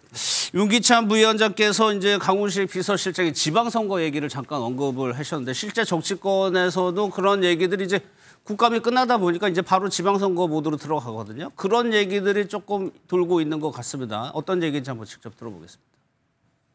여권 분위기예요. 네. 정청래 대표 못 믿는다. 알려진 것보다 당과 대통령실 관계 상당히 더 심각하다. 김민석 총리는 당대표로 내보낸다. 강훈식 서울시장 카드는 계속해서 지금 살펴보고 있다. 강훈식 정원호를 띄워보려고 하는데 박주민, 전현희 이런 분들이 반발해서 머리가 아프다. 취재원 어딘가요? 여권 고위 관계자들 복수해. 뭐 현재 여러 가지 얘기들이 정치권에서 나돌고 있는데 이런 흐름이에요. 그러니까 김민석 총리는 이제 당대표, 차기 당대표에 도전을 하게 되고 비서실장, 강훈식 비서실장하고 서울시장에 출마하는 거 아니야. 방금 뭐 장성철 소장이 여권 고위 관계자 소스라고 얘기를 했지만 강성필 부대변인이 보기에 이 시나리오 어떻게 보여요? 아니 이제 뭐 강훈식 비서실장이 사실 이제 서울에 연고가 없는 정치인이었잖아요. 예. 그런데 뭐 얼마 전에 이제 뭐 어떤 여론조사 보니까 지금 뭐 직업이 서울시장이라고 불리우는 우리 오세훈 서울시장하고 비교를 했을 때 거의 뭐 박빙의 승부를 어떤 거치고 있는 그런 결과가 나왔어요. 예. 그러니까 이제 저희 민주당 진영에서 강훈식 비서실장 서울시장으로 적당한 거 아니야? 경쟁력 있는 거 아니야? 그런 이제 기대들이 나오고 있는 건 사실입니다. 그런데 강훈식 비서실장은 지금 현재 공직자입니다. 예. 그렇기 때문에 공직자로서의 어떤 본인의 역할과 임무에 집중을 해야 될 때입니다. 하지만 본인이 정치인 출신이었기 때문에 판단을 해서 내가 당과 어떤 국가에 그리고 서울 시민에게 내가 한번 봉사해보고 싶다. 예. 그리고 그러한 어떤 경쟁력이 있다라고 판단이 되면 저는 얼마든지 출마를 할 수 있다고 생각을 합니다. 하지만 아시다시피 저희 민주당에는 아직도 여러 경쟁력이 있는 후보들이 열심히 뛰고 있기 때문에 많죠. 그러한 네. 어떤 경쟁에서 살아남는다면 당연히 뭐 당원과 서울 시민들의 선택을 받을 수 있겠다. 그리고 네. 좀 개인적으로 뭐 참신한 후보라고 생각할 수가 있어요. 예. 그렇기 때문에 저는 뭐 이 부분에 있어서는 두고 볼 일이다라는 그 정도의 말씀인데 근데 보통의 저런 이제 평론가분들이 예. 고위직에게 들었다고 하잖아요. 예. 막상 또 들여다 보면 미간 말찍입니다. 뭐요? 미간 말찍에게 전해 들은 거기 때문에 크게 연연할 필요 없다. 아까 윤기찬 부위원장께서 지방선거 겨냥 뭐 염두에 둔 게 이게 서울시장 얘기하는 겁니까? 근데 지금쯤이면 예. 그건 제 추측이지만 각 정당에서는 공직자 등을 포함한 유력 주자들을 망라해서 각 그 선거 지역구별로 돌려요. 그래서 경쟁력을 사실 이제 알아보거든요. 예. 이거는 이제 자칭 경쟁력이 중요한 게 아니고 수치상 어떤 경쟁력이 나와야지만 마음 놓고 이제 출마를 뭐 부탁하거나 아니면 허용할 텐데 그런 식의 작업들은 다 있는 거죠. 그렇기 때문에 거기서 강훈식 실장을 제외한다라고 전 보지 않아요. 사실은 이제 그간의 비서실장으로서의 업무를 어제 빼고 제가 볼 때 어제 빼고 상당히 온화한 그 리더십을 보여줬기 때문에 중도층의 국민들이 상당히 선호할 대상의 그런 캐릭터란 말이죠. 그러니까 중도층이 다소 등을 돌리고 있는 정청래 대표 체제의 어떤 마이너스적 요소를 보충할 수 있는 그런 캐릭터예요. 그러니까 그렇기 때문에 서울시장이라는 하나의 그 광역단체의 선거가 아니고 진두지휘할 수 있는 선거로 주체로서의 기능을 할 수가 있는 거죠. 그러니까 선도할 수 있는 그런 차원에서 보면 저 부분은 저는 살아있는 카드라고 보고 더욱더 중요한 것은 이제 김민석 총리의 당대표론이에요. 이거는 사실은 어찌 보면 명천 갈등이 실제 있다라는 것을 약간 염두에 둔 또는 그의 하나의 징표가 아닌가. 그래서 그 두 가지 요소를 보면 당청 간에 그러니까 대통령실과 당과의 관계 그다음에 또 그 지방선거 대비해서 어떤 포석을 대통령실이 갖고 있는지 이런 것들을 볼 수 있는 하나의 징조가 아닐까 하는 생각이 김민석 총리 관련해서 서울시장 얘기도 나오긴 했지만 여기 김 총리가 아주 뭐 선을 긋고 있습니다. 그 얘기 듣고 그러면 당대표 도전서는 어떻게 되는지 한번 살펴보겠습니다. 그 서울시장 후보설, 서울시장설 욕심이 있으십니까? 뭐 서울시장이라는 것은 제가 비교적 젊은 시절에 출마도 했었고 그랬었죠. 굉장히 의미 있고 명예로운 그런 공직이죠. 근데 그것과 상관없이 저는 지금 제가 하고 있는 일이 있지 않습니까? 제 자유로운 무엇을 희망하거나 뭐 이런 사안도 아니고 차출 얘기가 있는데 제가 뭐 차출될 상황이 생길 거라고 제가 보지도 않습니다. 차출된다면 어떡하시겠습니까? 아니, 당연히 여러 가지 얘기가 있으니까 저도 생각을 해볼 거 아니겠습니까? 근데 그럴 상황은 저는 안 생길 거라고 보고 있습니다. 물론 정치가 생물이어서 단언할 수 없지만 일단 김민석 총리는 차출될 상황은 안 생길 것 같다라고 의견을 밝히고 있어요. 그러면 차기 당대표선인데 김주호 대변인 지금 지도부에서 당직을 맡고 있어서 좀 얘기하기 곤란한 부분이 있나요?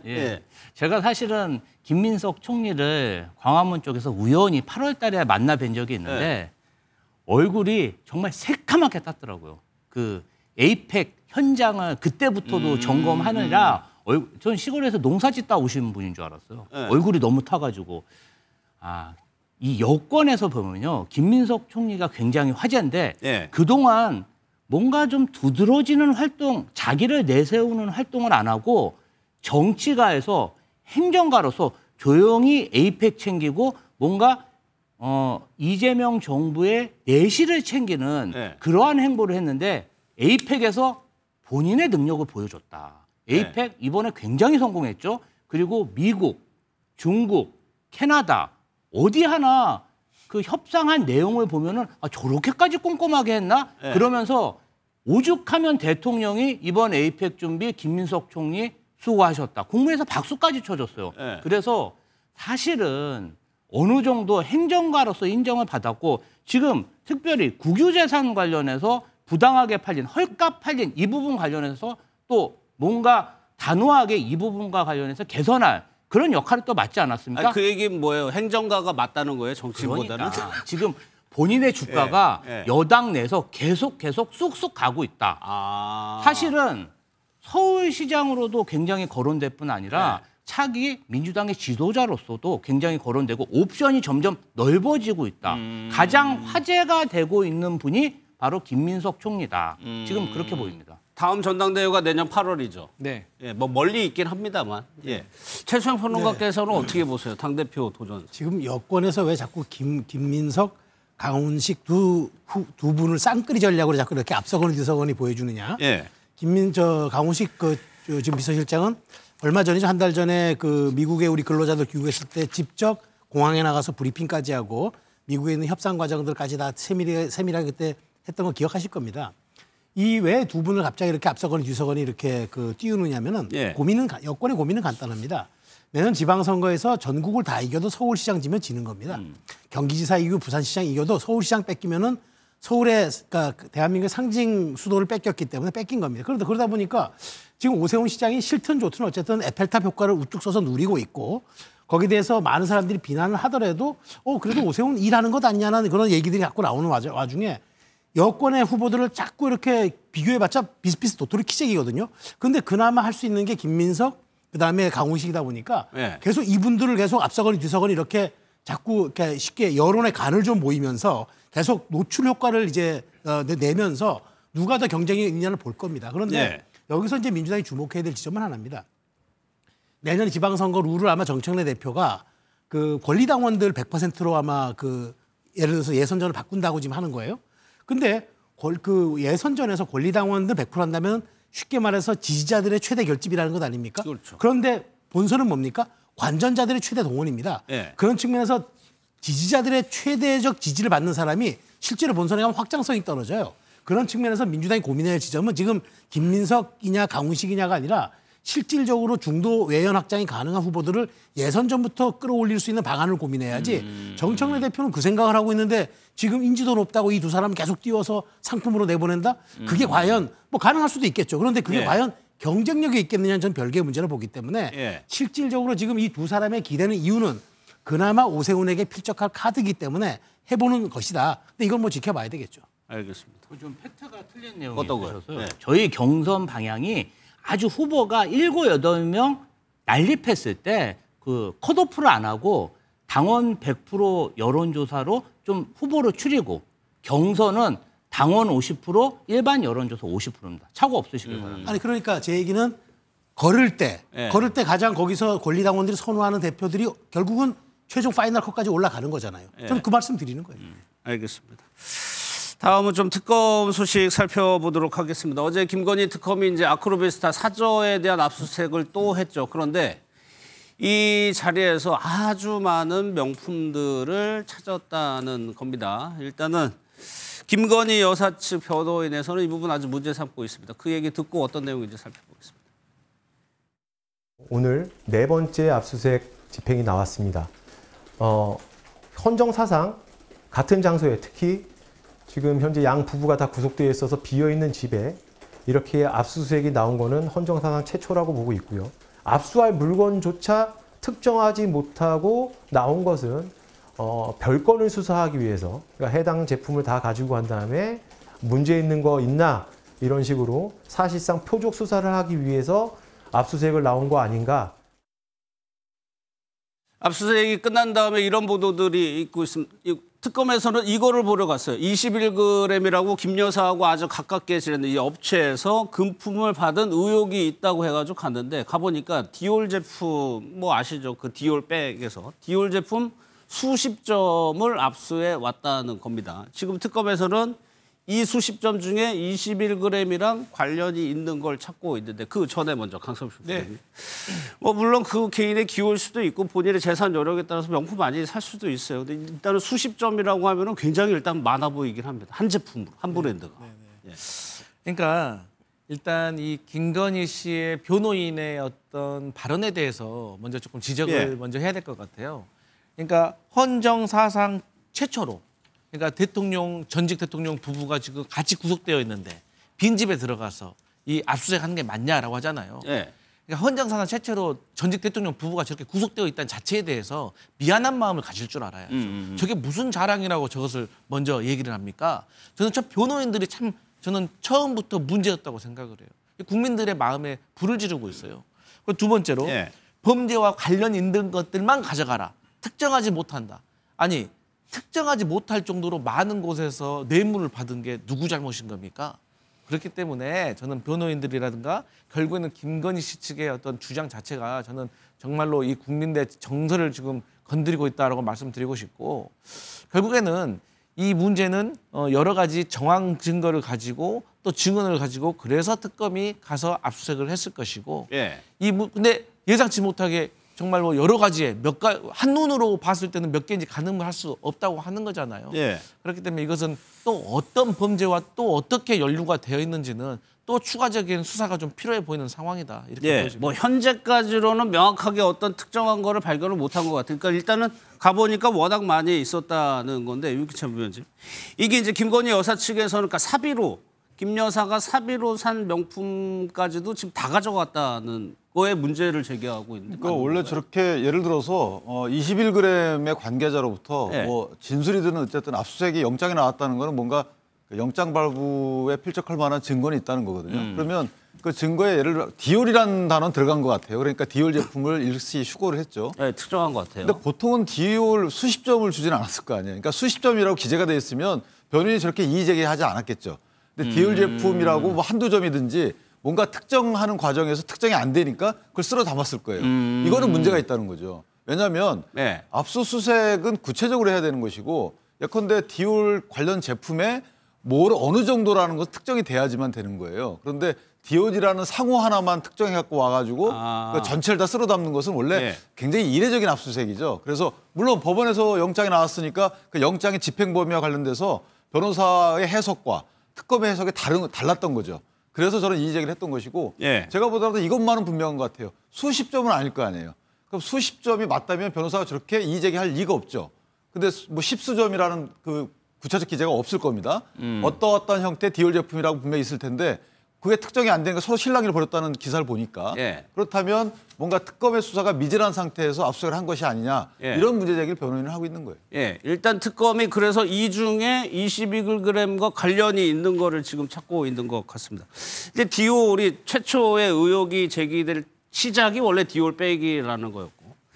그런데 지금 나오는 보도들을 보면 김 여사의 지인의 인터뷰를 통해서 나오는 것이 오히려 그것이 그 문제가 터지고 난 다음에 디올 선물이 물밀듯이 왔다는 얘기예요. 그러니까 김건희 씨가 크리스찬 디올을 좀 좋아했던 것 같습니다. 그 디자인이나 예. 이런 것을 굉장히 선호했던 것이고 그리고 그러한 명품 선물을 해야 김건희 씨를 아련할 수 있었고 아련을 해야 각종 청탁을 할 수 있었기 때문에 그러한 제품들이 물밀듯이 들어온 게 아닌가. 그리고 이게 글쎄 모르겠습니다. 예.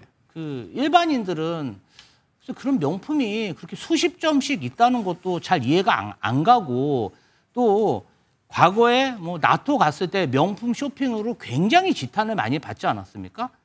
그런데 아직도 집에 저렇게 많은 디올 제품이 있다. 그러면 누구나 다 저것들이 본인이 샀기보다는 뭔가 뇌물로 받았을 가능성이 큰 게 아닌가 예. 이런 생각이 들고 이번 참에 자꾸 뭐 녹취나 어떤 확실한 증언이 되면 진실을 인정할 게 아니라 그냥 국민 앞에 좀 성찰하면서 반성하고 뭐 뇌물 받은 선물이 뭔지 그냥 한꺼번에 본인이 좀 공개 고백을 했으면 좋겠다. 저희도 사실 막 이런 게 조금씩 계속 나오는데 좀 많이 피로하고 좀 창피합니다. 예, 그래서 좀 그냥 한 번에 좀 본인이 끝내줬으면 좋겠다 이런 바람이 있습니다. 그런데 오늘 김건희 여사 측의 얘기가 나온 얘기가 뭐냐면 그라프 목걸이 있죠. 여기에 대해서 DNA를 감정해달라고 했단 말이에요. 그래서 DNA가 김 여사하고 맞는지를 봐달라는 얘기인데 이런 식으로 만약에 찾았어요. 그럼 여기에 대해서도 이거는 김 여사가 쓴 게 아니다라고 주장하겠다는 의미잖아요. 그러니까 어찌 보면은 지금 김 여사 측에서 이제 시인하는 거는 선택적 시인인 거예요. 그러니까 예. 이제 건진 법사가 이제 확인해 준 거는 이제 어쩔 수 없이 시인하는 거고 그라프 같은 경우는 내가 받은 적이 없다고 얘기를 하는 거고 그러니까 그렇게 하는 것 같은데 근데 저는 모르겠습니다. 사실 지금 김 여사의 디올 취향은 그 뭐 확인된 건 있지만 저게 왜 저렇게 21g 같은 게 저렇게 뒤늦게 사실 어찌 보면 21g 같은 얘기는 이미 관저공사 때 원래부터 많이 나온 나왔죠. 게 감사원 예. 그 감사까지도 원래부터 이게 나왔던 얘기가 왜 이게 자꾸 특검 수사 뒤에 오면서 실제로 지금 특검이 지지부진하다고 얘기하는 순간부터 뭐 이렇게 그 자꾸 이렇게 다른 건들이 나오는 건지 그래서 저는 특검이 오히려 일종의 지금 이 시기를 좀 보면서 여론전을 하는 건 아닌가. 그러니까 물론 뭐 증거에 입각해서 여러 가지 조사를 하는 건 필요합니다만은 이게 사안별로 보면은 앞서서 나올 수 있었던 충분한 정황 증거가 있었던 일들이 뒤에서 나오고 지금 뒤늦은 압수수색이 이루어지는 거 보면은 조금 어떤 식으로든 이 김 여사 측의 시인도 약간 선택적 시인이 있긴 하지만 예. 이 특검의 수사도 약간 시기를 좀 보면서 조절했던 것이 아닌가라는 생각이 들어서 그런 점들은 서로를 지금 이건 뭐 이게 비난할 일인가. 그래서 저는 이제 자꾸 특검 수사가 지금 이렇게 보면은 이제 연말까지 계속 되기 때문에 지금 거의 그 시기가 거의 앞당겨 그러니까 마무리되어 오지 않습니까? 예. 그러다 보니까 내란 특검 같은 경우도 오늘 벌써 한 차례 연장이 됐는데 자꾸 이런 걸 통해서 이제 일종의 말하자면은 특검 수사의 정당성과 연장성을 좀 그 당위성을 확보하려는 것 아닌가 그런 생각이 들어서 이 부분은 조금 특검이 좀 소명해야 될 일이 있다고 필요가 있다고 봅니다. 저거는 왜 문제가 있냐면요. 저건 별건 수사가 될 수가 있어요. 예컨대 지금 특검이 디올 본사도 압수수색했거든요. 그러면 예를 들어서 21g 관계자가 만약에 어느 지점을 통해서 그 해당 디올백을 샀어요. 디올 뭔가 제품을. 그럼 어느 정도 이게 특정이 돼요. 근데 저렇게 다 가져가면 어떤 문제가 생기냐면 저걸 다 저 시리얼 넘버를 다 본사 측에 보내서 이거 누가 샀는지를 확인해 보면 거꾸로 한다는 거죠. 먼저 물건을 다 갖고 가서 이 물건을 누가 또는 본인이 산 건지 누구 산 건지 거꾸로 수사를 한다는 거예요. 이거 별건 수사예요. 그러니까 그럴 위험성 때문에 변호인은 저렇게 강력하게 반발한 거고 그게 물론 어디로부터 출처가 있는지는 밝혀야 된다는 것은 정치적으로 맞아요. 그런데 법률적으로 보면 수사는 거꾸로 그렇게 하면 안 되는 거거든요. 그런데 길 가는 사람 물건 다 뺏어다가 당신 이거 어디서 났어? 거꾸로 추적해봐서 구입처를 역추적해가면 이건 수사가 아닌 거죠. 그럴 위험이 있다는 거예요. 근데 물론 이제 법리적으로 봤을 때는 그게 일리가 있어 보이는 말씀이시긴 합니다. 근데 결론은 뇌물을 안 받으면 이런 일 안 일어날 거 아닙니까? 그리고 더 문제는 뭐냐면 지금 마치 특검이 시기를 조정하는 것 같고 정치적으로 그렇게 이제 오해들을 할 수가 있는데 제가 듣기로는 이 검진법사가 핵심 키워드입니다. 이분이 죄수의 딜레마에 빠져가지고 이제는 더 이상 진실을 감출 수가 없다. 나도 여기서 사실 진실을 밝히고 내 혐의를 조금이라도 줄여보자라는 죄수의 딜레마에 빠져서 이제 진실을 말하고 있기 때문에 그러기 때문에 특검이 검진법사를 통해서 김건희 씨가 그동안 수수했던 뇌물의 내용에 대해서 정황을 포착하고 증거를 포착하고 그걸 기반으로 해서 영장을 청구했고 그 영장이 나왔기 때문에 다시 압수수색이 된 겁니다.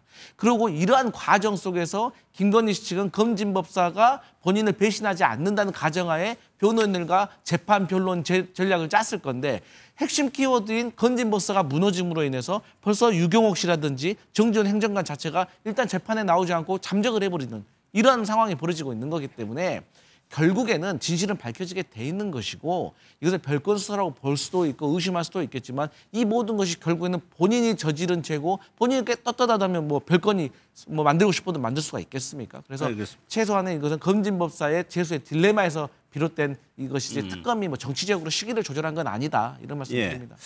또 하나요. 왜 윤 전 대통령 부부 그리고 김건희 여사가 경복궁에 갔느냐. 또 명성황후의 침실까지 머물렀느냐. 그 이유가 참 궁금했었는데 조금 단서가 조금 나온 것 같습니다. 먼저요. 서정욱 변호사. 싱크 한번 들어보겠습니다. 명상호 침소에 들어가서 두 분이 계시고 말이에요. 10분 동안. 근데 그게 뭐 건천궁에 아마 곤영합인가? 근데 이걸 막 주술이라고 또 한 분이 있는데요. 주술은 아니에요. 그 문화예술 사랑하고는 아무 관계가 없는 의식 수준이라는 게 저는 의심이거든요. 거기가 뭐 이불이나 또 명상호 입던 옷도 있잖아요. 이런 데 관심이 많다니까요. 그 좀 보러 간 게 아닌가 이렇게 저는 생각합니다. 정말 문화예술에 대한 사랑이 대단합니다. 제가 직접 들었기 때문에.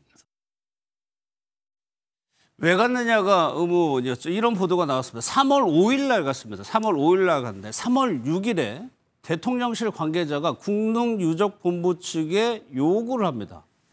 여기요. 주칠한 백동초대 사방탁자 등 9점의 공여품을 대여해달라고 요구를 하고 실질적으로 국능유적본부에서 이 물품들이 대통령실로 갑니다. 그러니까 다음 날 저거를 요청을 한 걸 보면 그것들을 보러 갔다는 얘기가 되는 거거든요. 그래도 한간에서는 저기다가 무슨 부적이라도 붙여놓지 않았나 그런 소문이 났었는데 그건 안 나와서 국가적으로 참 다행이라고 생각합니다. 다만 김건희 씨의 여태까지 행태를 보면 일관성이 있습니다.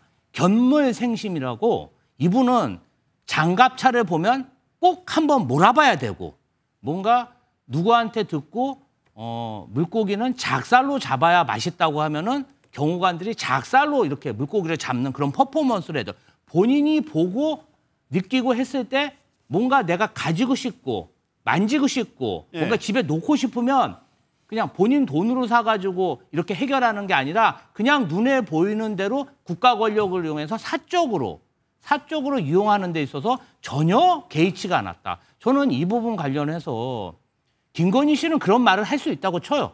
그런데 그 주변에 있는 공직자들도 아무런 문제의식 없이 저러한 것을 대령했다. 이게 더 문제 아니겠습니까? 예. 대한민국 국가 시스템과 공직 문화 시스템을 철저히 파괴시켰고 예. 이 대가는 사실은 30년 동안 쌓아온 대한민국 선진 행정을 아주 망쳐놓은 예. 국민의힘에서 좀 이 부분 관련해서는 경각심을 가지고 성찰하고 책임을 져야 된다. 이렇게 생각하고 있습니다. 예. 근데 용도를 한번 볼게요, 최승표 의원님. 국가 주요 행사 전시용으로 기재를 했다는 거예요. 순수하게 이것만 보면은 그것들을 가가지고 전시 목적으로 했는데 관련 기록이 지금 다 없어져 있는 상황이에요. 그러면 이것도 조금 의심스럽거든요. 실제 이것 때문에 가져갔느냐. 그게 의심스럽죠. 그러니까 예. 많은 사람들이 기록이 없으니까 그렇게 의심하는 건 당연한 거예요. 그래서 이제 그때 처음서부터 왜 대통령실의 특별감찰관이 필요하고 이부속실장이 필요하냐고 지적을 한 거예요. 이러다 보니까 지금 그래요. 김주호 대변인 얘기한 것처럼 아 이게 괜찮아. 내가 그 호감이 가면은 이거 한번 내가 갖다 한번 전시해 볼 거야. 뭐 내가 이거 한번 체험해 보고 싶어. 이렇게 생각하실 수도 있지만 그런 것들을 공적인 자리에서 통제하거나 그다음에 그것이 이제 감시되거나 그다음에 이게 기록물로 남거나 하는 그 모든 것들을 공적인 프로세스에서 이걸 그 통제를 해줘야 되는데 예. 그걸 좀 못하다 보니까 그냥 시킨 대로 한 거예요. 그러니까 그 건천국에 가거나 어디 갔을 때도 그 말하자면 공식 라인이 아니라 그냥 가서 이렇게 사람들에게 관람하게 되고 하는 이런 모든 것들이 저는 어찌되었건 이게 공적인 어떤 통제 시스템 하에서 관리가 됐었으면 이런 일이 있었겠느냐. 김건희 여사 그건 분명해 보여요. 코바나 컨텐츠를 운영했고 여러 가지 이제 정황들을 놓고 보면은 그림이라든가 문화에 관심이 많았던 건 많습니다. 특히나 이렇게 고전에 관심이 많았던 건 많겠는데 예. 그렇다면 그것이 철저하게 아무리 영부인이라 하지만 공적인 그러니까 말하자면 본인이 그런 공적 지위에 있었던 게 아니라 그 대통령의 배우자의 역할에 불과했던 거기 때문에 그 수준에 맞게끔의 관람을 하거나 본인이 뭐 거기에 대한 체험을 했다 그러면 아무 문제가 안 됐을 텐데 그 선을 넘어서 해버리니까 그 레드라인을 넘어서 해버리니까 지금 이렇게 말하자면 특검 수사까지 받으면서 국민적인 분노와 공분까지 사고 있는 거잖아요. 그런 측면에서 저는 반면 교사를 삼을 필요가 있다. 김 여사의 이런 행태들에 대해서는 특검이 엄정하게 조사를 해야 되겠지만 앞으로 모든 이 권력 라인에 있는 사람들이 공적인 것과 사적인 것을 구분하지 못할 때 이런 결과가 나온다는 걸 이번 특검 조사에서 한 번쯤 모두가 한번 그 뼈저린 체험을 했으면 좋겠다는 생각입니다. 아무리 좀 그래도 관심이 많다고 해도 그냥 막 그러니까 그러면 안 되는 거죠. 그러니까 제가 이거 공적과 사적 라인에 대한 경계를 너무 넘나들었다는 말씀입니다. 그리고 또 어떤 아홉점이 뭔가를 보면 여기도 이렇게 있으면 또 뭐가 있냐면 보안이라는 게 있고 보함이라는 게 있다는 거예요. 이게 왕의 뭐 옥새를 보관하고 그러니까 왕과 관련된 것들도 상당수 포함이 돼 있거든요. 그러니까 이제 우리가 왕이라고 이렇게 떠올리면 또 동시에 이 옥새라는 것을 또 같이 떠올리게 되잖아요. 네. 그러니까 그야말로 이제 왕의 도장이라는 것은 그나마 이제 왕을 상징하는 건데 이제 이런 것들을 담아두는 함을 또 빌려갔다. 이제 이런 것들이 지금 보도로 나오고 있는데 저는 이제 개인적으로 이 김건희 씨야 원래 이제 공적인 마인드가 없는 사람이기 때문에 그러려니 하는데 사실 그 아래서 그러니까 쉽게 말해서 뭐 대통령의 배우자, 법적인 지위도 없는 사람 때문에 그래서 뭐 대통령실 청사에다가 이것을 전시하기 위해서 이것을 대여해달라고 대통령실 직원이 이렇게 부탁한, 그러니까 요청을 한 이분도 사실 안쓰럽고 또 이러한 요청을 받은 또 정부도 참 정말로 국능유적본부도 저는 상당히 얼마나 난감했을까. 그래서 이 김건희 씨 한 명으로 인해서 정말 여러 사람이 지난 3년 동안 힘들었고 또 이들이 선의의 피해자가 될 수도 있거든요. 그러니까 어떻게 보면은 이것을 해서는 안 될 어떤 공무를 집행했다고 볼 수도 있기 때문에 근데 더 중요한 건 또 이러한 기록이 삭제됐다는 거 아니겠습니까? 그러니까요. 그래서 이거는 또 이 일을 덮기 위해서 삭제까지 하는 추가 범행까지 벌어진 것 같아서 이 부분에 있어서는 조사가 필요한데 문제는 뭐냐면 아니 김건희 씨와 관련해 가지고 이 계속해서 의혹이 쏟아지기 때문에 이런 걸 또 수사를 안 하고 넘어갈 수가 없잖아요. 그럼 도대체 김건희 특검은 도대체 언제 끝나라는 겁니까? 원래 언제죠? 원래 제가 알기로 한 이제 다음 달 한 14일 뭐 많이 남진 않았을 겁니다. 그래서 이러한 것들이 참 문제다. 그래서 제도적으로 김건희 특검과 관련해 가지고는 국회에서 이 연장을 어떻게 할 것이에 대해서 좀 현실적인 협의를 좀 해야 될 필요가 있어 보입니다. 더 할 필요가 있다? 그럼요. 그래가지고 이거를 가져가가지고 어느 장소에 그러면 전시를 한 건지 보관을 한 건지 모르겠죠. 어느 장소에 뒀는지에 대해서 그 기록이 지금 관련 기록이 삭제돼 있다는 겁니다. 근데 유기찬 의원님, 이거를 그래가지고 어떻게 회수를 했느냐. 파면이 된 이후에 다시 국능유적본부로 왔다는 거예요.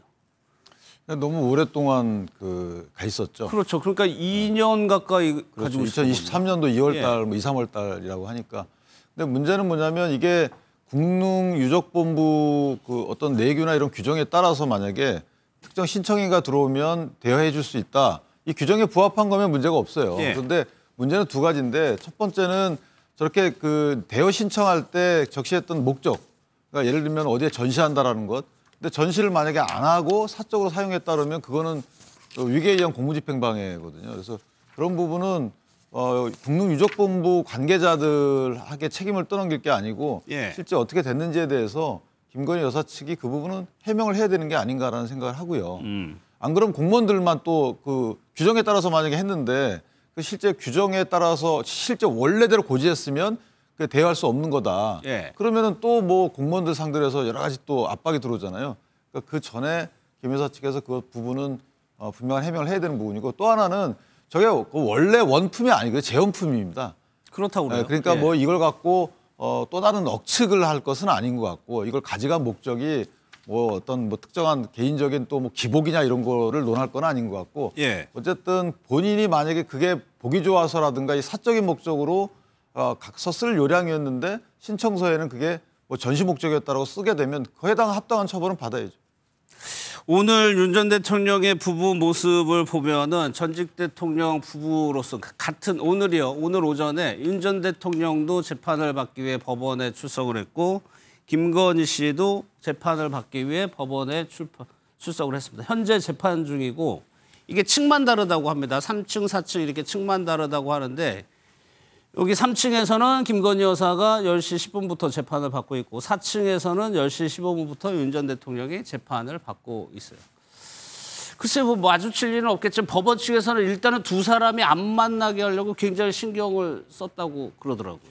참 어떻게 보면 국가적인 망신이고 마음이 좋지가 않습니다. 그래도 제2, 제3의 윤석열, 김건희 같은 그런 국가 지도자가 나오지 않게 하기 위해서도 이번에 정말 깔끔하게 좀 정리를 해야 된다. 그리고 아까 특검 연장도 얘기하셨는데 김건희 씨 관련해서는요. 이게 뭐 저희도 보고 있으면 깜짝 놀랍니다. 너무나 많은 범죄 비리가 그냥 뭐 너무 많이 나오기 때문에 이 부분 관련해서는 좀 연장을 해서 반드시 좀 여죄를 찾아야 되지 않나 이런 생각이 들고 두 사람이 그래도 한때는 대통령 부부로서 국가 지도자 아니었습니까? 이제는 좀 반성하고 성찰하는 마음으로 좀 본인이 죄은 죄에 대해서 솔직히 인정할 건 인정하고 그리고 부하 직원들에게 더 이상 책임을 미루지 않고 뭔가 거기서 막 분쟁하는 모습 더 이상 보여주지 않았으면 좋겠습니다. 윤석열 전 대통령의 잘못된 선택으로 얼마나 많은 공직자들, 고위공직자들이 정말 어려움을 겪고 있습니까? 윤석열 전 대통령 아니었으면 그 수십 년 국가가 투자한 그 인재들이 저렇게 내란 주요 임무 종사자로 지탄을 받고 저런 무시무시한 범죄 혐의로 재판을 받을 리가 있습니까? 본인이 만친 공직자들 인생을 생각해서라도 좀 반성하고 성찰하는 모습을 제발 좀 보여줬으면 좋겠습니다. 알겠습니다. 더해서 물론 맞는 말씀이에요. 그 재판과 관련돼서 근데 물론 유죄 인정을 강요할 수는 없는 거고요. 그럼 뭐 재판부가 적정하게 판단할 거고 똑같이 이재명 대통령에 대해 재판 관련된 정치권의 논방도 똑같아요. 그러니까 재판 중단과 관련돼서 법을 만드느니 어떠느니 나라의 앞길이 구말린데 그것 관련해서 재판이 계속 서로 간의 의견이 갈려서 정쟁으로 이어지고 있잖아요. 이것도 마찬가지로 이재명 대통령의 경우에는 모든 재판에서 본인은 연관되어 있지 않다고 주장하고 있고 물론 법안의 판단이 완성된 건 없지만 똑같은 논리예요. 그러니까 나라의 앞날을 위해서 이것도 마찬가지로 정치권이 사법부에 맡겨놓으면 돼요. 사법부가 알아서 판단할 거니 맡겨놓으면 되는 것이지 무슨 법을 만드느니 사법부를 압박하고 하는 이런 행동들 똑같은 잣대로 국민적 평가를 받아야 된다 이렇게 생각합니다. 알겠습니다. 또 방금 들어온 소식을 좀 전해드리면 한학자 총재가 구속 집행 정지를 신청해서 일시적으로 석방이 됐었죠. 여기에 대해서 연장을 해달라고 요청을 했는데 법원이요 연장을 불허를 했습니다. 그러니까 구치소로 다시 들어가게 되는 상황이 됐습니다. 한학자 총재가 이제 구치소에 다시 수용이 되는 현장의 모습을 지금 저희가 보여드리고 있습니다. 그러니까 윤기찬 부위원장님 이게 만약에 바로 들어가야 되는 거예요? 불허하면은? 원래는 새벽에 들어가기로 돼 있던 것 같은데요. 원래 이제 원래 녹내장 수술을 위해서 안과 수술을 일시 이제 구속 집행이 정지됐던 것인데 이게 연장하려면 신청을 하고 검사 의견을 듣고 재판부가 판단을 하거든요. 근데 불허 판단을 하게 되면 즉시 들어가서 수감 절차를 거쳐야 됩니다. 물론 이제 신청할 당시에도 해당 의료진의 아마 소견서 등이 첨부가 됐을 거예요. 근데 소견서 등을 검토한 재판부가 그럴 필요 없다. 구속을 감내할 만하다. 이렇게 판단해서 아마 불허한 것으로 그렇게 추측이 됩니다. 그러면 집행정지는 계속 신청할 수가 있는 겁니까? 물론 신청할 수가 있는데 이제 받아들여질 때는 상당히 까다롭습니다. 집행정지 할 만한 충분한 사유가 있어야 되고 법에는 간단한 상당한 이유가 있는 경우라고 돼 있지만 실제는 진단서에 대한 의료적인 이게 소명이 돼야 돼요. 구속 집행정지돼서 특히나 수술을 할 경우에 많이 그렇게 하거든요. 응급수술을 할 경우에. 그러니까 녹내장 수술만큼은 응급수술로 인정이 됐지만 추가적인 가료나 아니면 또 다른 수술적 치료가 필요한데 따라서 구속 집행정지가 필요하다는 연장 신청이 불허된 걸로 봐서는 그렇지 않다라고 재판부를 판단한 거죠. 명확한 의료적인 목적이 있어야 되는군요. 그렇죠. 알겠습니다. 또 하나요. 지기현 판사에 대한 논란도 계속 이어지고 있습니다. 법정에서의 모습을 좀 먼저 보고 오도록 하겠습니다. 말씀을 한번 드렸었어요. 기일을 원래 하나를 더 넣어야 된다. 원래는 제가 이틀 말씀드리려고 했는데 우리 변호사님들 저 간절한 눈빛에 저 그냥 마음이 약해져서 11월 17일 그날 하루 더 하도록 하겠습니다. 방법이 없어요. 재판부도 변호사님들이 우리는 이날은 도저히 안 되겠다 그러면은 방법이 없는데 저 변호사님들께서 꼭 배고프실 때가 되면 이러시더라고. 감정에 따라서 막 이런 말씀 저런 말씀들을 하시는 것 같은데 뭐든지 이성적이고 원칙으로 돌아가야 됩니다. 지금 구속된 상태라서 식사 문제가 있어서 사실 제가 지금 마음이 근데 이건 피고인 입장이고 지금 기관 입장에서 저 교도관들도 다 지금 식사도 하시러 가셔야 되고 하는데 일단 빨리 물어볼 거 물어보시고 빨리 정리를 하죠. 이제 재판이 다 공개가 되죠. 그러니까 일각에서 제기되는 것이 지기현 판사가 이제 저런 식으로 재판을 진행하다 보니까 이게 재판 속도에 영향을 미치는 거 아니야? 너무 늦어지게 결론이 나오는 거 아니야? 그러면 윤석열 전 대통령이 풀려날 수도 있는 상황이라는 지적을 하더라고요. 저도 만약에 재판을 받으면 지기현 판사한테만 재판을 받고 싶습니다. 제가 재판 받았을 때는 판사들이 너무나 지엄하고 말 한마디도 정말 눈치 보면서 답변했는데 재판 받은 적 있어요? 있습니다. 그런데 지기현 판사 같은 분은 저는 처음 봤고요. 지금 이게 일반 사건이 아니라 국가 반역을 저지른 내란 혐의를 받고 있는 내란 수괴와 주요 임무 종사자들에 대한 그런 재판인데 저게 무슨 권위가 있습니까? 지금 저 재판 모습을 보면서 국민들은 복장을 터뜨리고 내란을 저질렀던 그러한 혐의자들이 정말 거짓말에 거짓말, 변호인들도 너무나 불손한 태도를 보이고 있는데 사정하는 저 모습을 보고 많은 국민들이 우라병과 화병으로 호소하는 사람들이 많습니다. 이 부분 관련해서 모든 판사가 또 지기현 판사 같냐? 아닙니다. 이진관 판사 같은 경우 얼마나 단호하게 소송 지휘를 하고 있습니까? 이 부분 관련해서 사법부가 그래서 지금 국민들의 지탄을 받고 신임을 못 받고 있다. 이 부분 정말 냉철하게 성찰을 하셔야 된다. 이런 생각이 듭니다. 이거는 윤기찬 부위원장 변호사시니까 실제로 판사들이 피고인의 변호인들의 의견을 저렇게 잘 들어주나요? 저게 이제 판사들의 스타일이 많이 다른데 저희가 윤석열 전 대통령에 대한 재판, 한덕수 전 총리에 대한 재판을 아니라고 상정을 하고 두 판사 스타일을 놓고 볼 때 국민들은 어느 판사를 좋아할까요? 저는 지기현 부장을 좋아한다고 봐요. 부드럽게 하는 피고인들 입장에서 보면. 그런데 저희 일반적으로 이건 제가 그냥 가십거리를 얘기를 하는 겁니다. 일반적으로 변호인들 사이에서는 만약에 해당 재판 대상에 대해서 엄격한 판단을 할 때는 되게 부드럽게 해줘요. 다 들어주고. 그리고 엄한 진행을 할 때는 해당 특히 빨리 끝내려고 할 때는 뭔가 심정이 형성이 돼 있는 거예요. 그래서 지금 언론이 예상하듯이 한덕수 총리에 대해서는 이거 분명히 뭔가 유죄가 나올 것 같고 엄격한 판단이 될 것 같다. 거꾸로일 수 있다는 거죠. 그다음에 윤 전 대통령에 대해서도 거꾸로일 수 있다는 거예요. 그리고 지금 지기현 부장이 한 저런 얘기들은 교도관들 식사는 이거 당연히 늘 얘기하는 얘기들이에요. 왜 교도관들 복귀 식사해야 되거든요. 그리고 변호인들 기일 잡는 것도 변호인들한테 다 상의해서 변호인들 가능한 날짜 잡는 것도 맞아요. 그런데 웃으면서 했다고 해서 이게 뭔가 봐주는 듯한 얘기를 한다? 저는 이 관점이 안 맞는 거고 통상 저희가 사법부 개혁 얘기하면서 너무 재판부들이 오만불손하고 권위적이고 하다라고 늘 문제 제기하잖아요. 근데 지금 권위적이지 않은 것 같고 왜 봐주고 있냐라고 이렇게 주장하는 것은 안 맞죠. 판결을 끝까지 봐야 되는 것이고 저는 개인적으로 지기현 부장이 하는 얘기들이 저는 저런 태도가 재판의 공정함을 예측할 수 있는 단초로 작용할 수는 없다. 아직까지는. 그다음에 이진관 부장도 마찬가지예요. 저렇게 한다고 해서 이진관 부장이 호통치고 문제 제기하는 그런 내용들을 보면 구성요건하고는 저는 관련이 없다고 봐요. 태도, 그다음에 네. 자세 이런 걸 보는 거거든요. 그렇다면 저분은 뭔가 심증이 형성이 돼 있구나. 그다음에 공소장 변경도 이진관 부장이 스스로 요구를 합니다. 그랬죠. 그러니까 내란 수계 방조가 아니고 이건 내란 임무 주요 임무 종사다. 이것도 상당히 시사한 바가 커요. 언론에서 예정하는 바와 같이 이거는 유죄의 심리를 갖고 있는 거다. 저는 이렇게 보지 않거든요.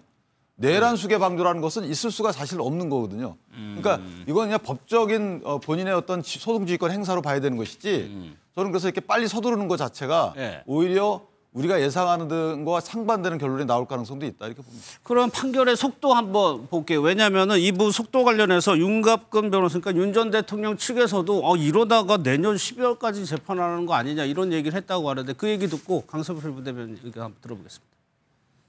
지금처럼 검찰의 일방적 주장대로 가서는 저는 금년 12월이 아니라 내년 12월까지 해야 된다고 생각합니다. 12월까지 해야 된다는 수준이요? 예. 근데 이제 저는 이런 말씀을 드리고 싶습니다. 그러니까 뭐 판사가 일단 친절한 게 좋죠. 권위적이지 않고.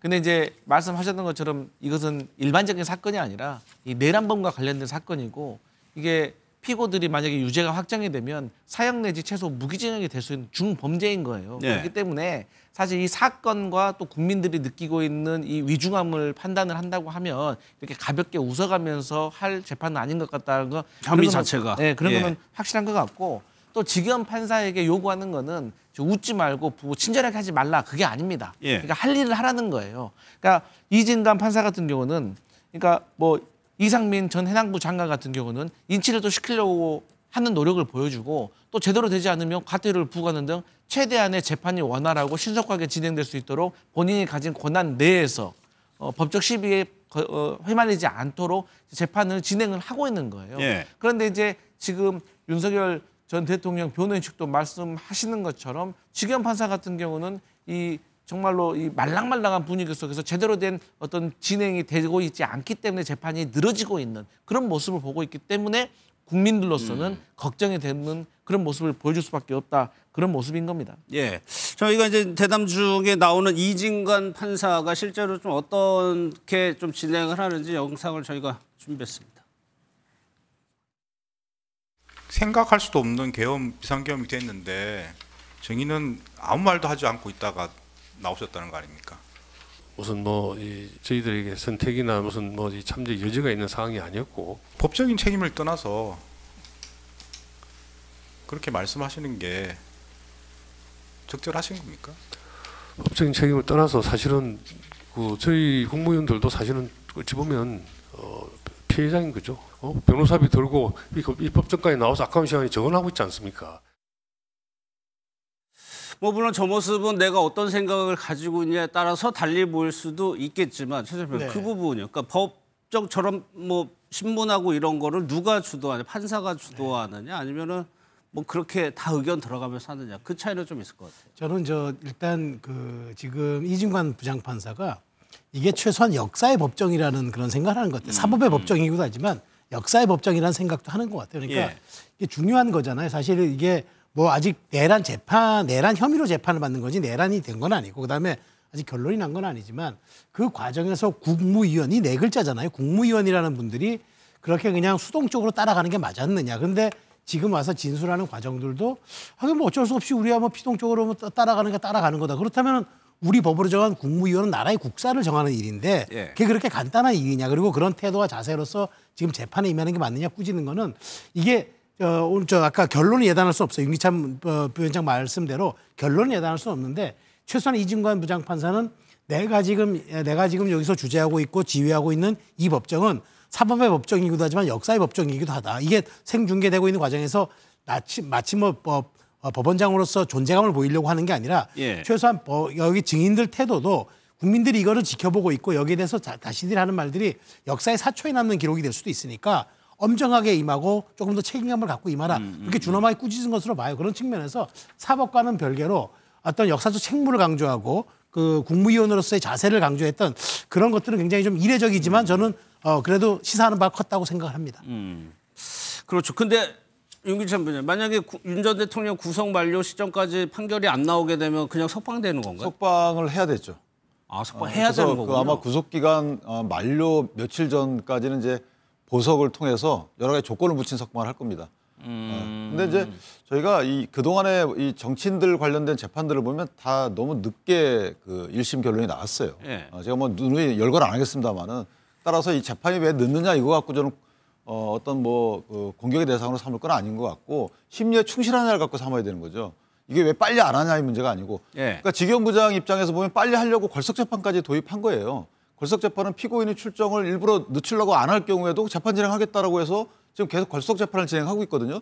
그러니까 재판 지연을 안 하려고 걸석재판하고 있는데 자꾸 지연한다고 하니까 본인도 억울함이 있을 겁니다. 예. 저는 개인적으로 빨리 하느냐 늦게 하느냐의 문제가 아니고 이걸 과연 심리를 충실히 하느냐 여기에 방점이 있어야 되는 것이고 예. 그것은 전 풀 영상을 다 봐야 알 수 있는 거기 때문에 섣부른 그 재판부 판단을 지금부터 하는 것은 두 재판은 마찬가지입니다.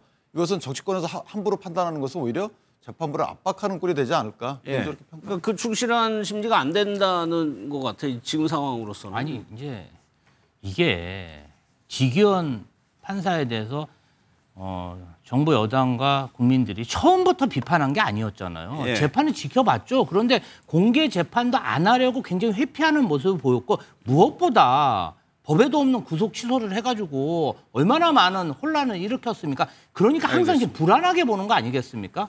여기까지. 예. 네.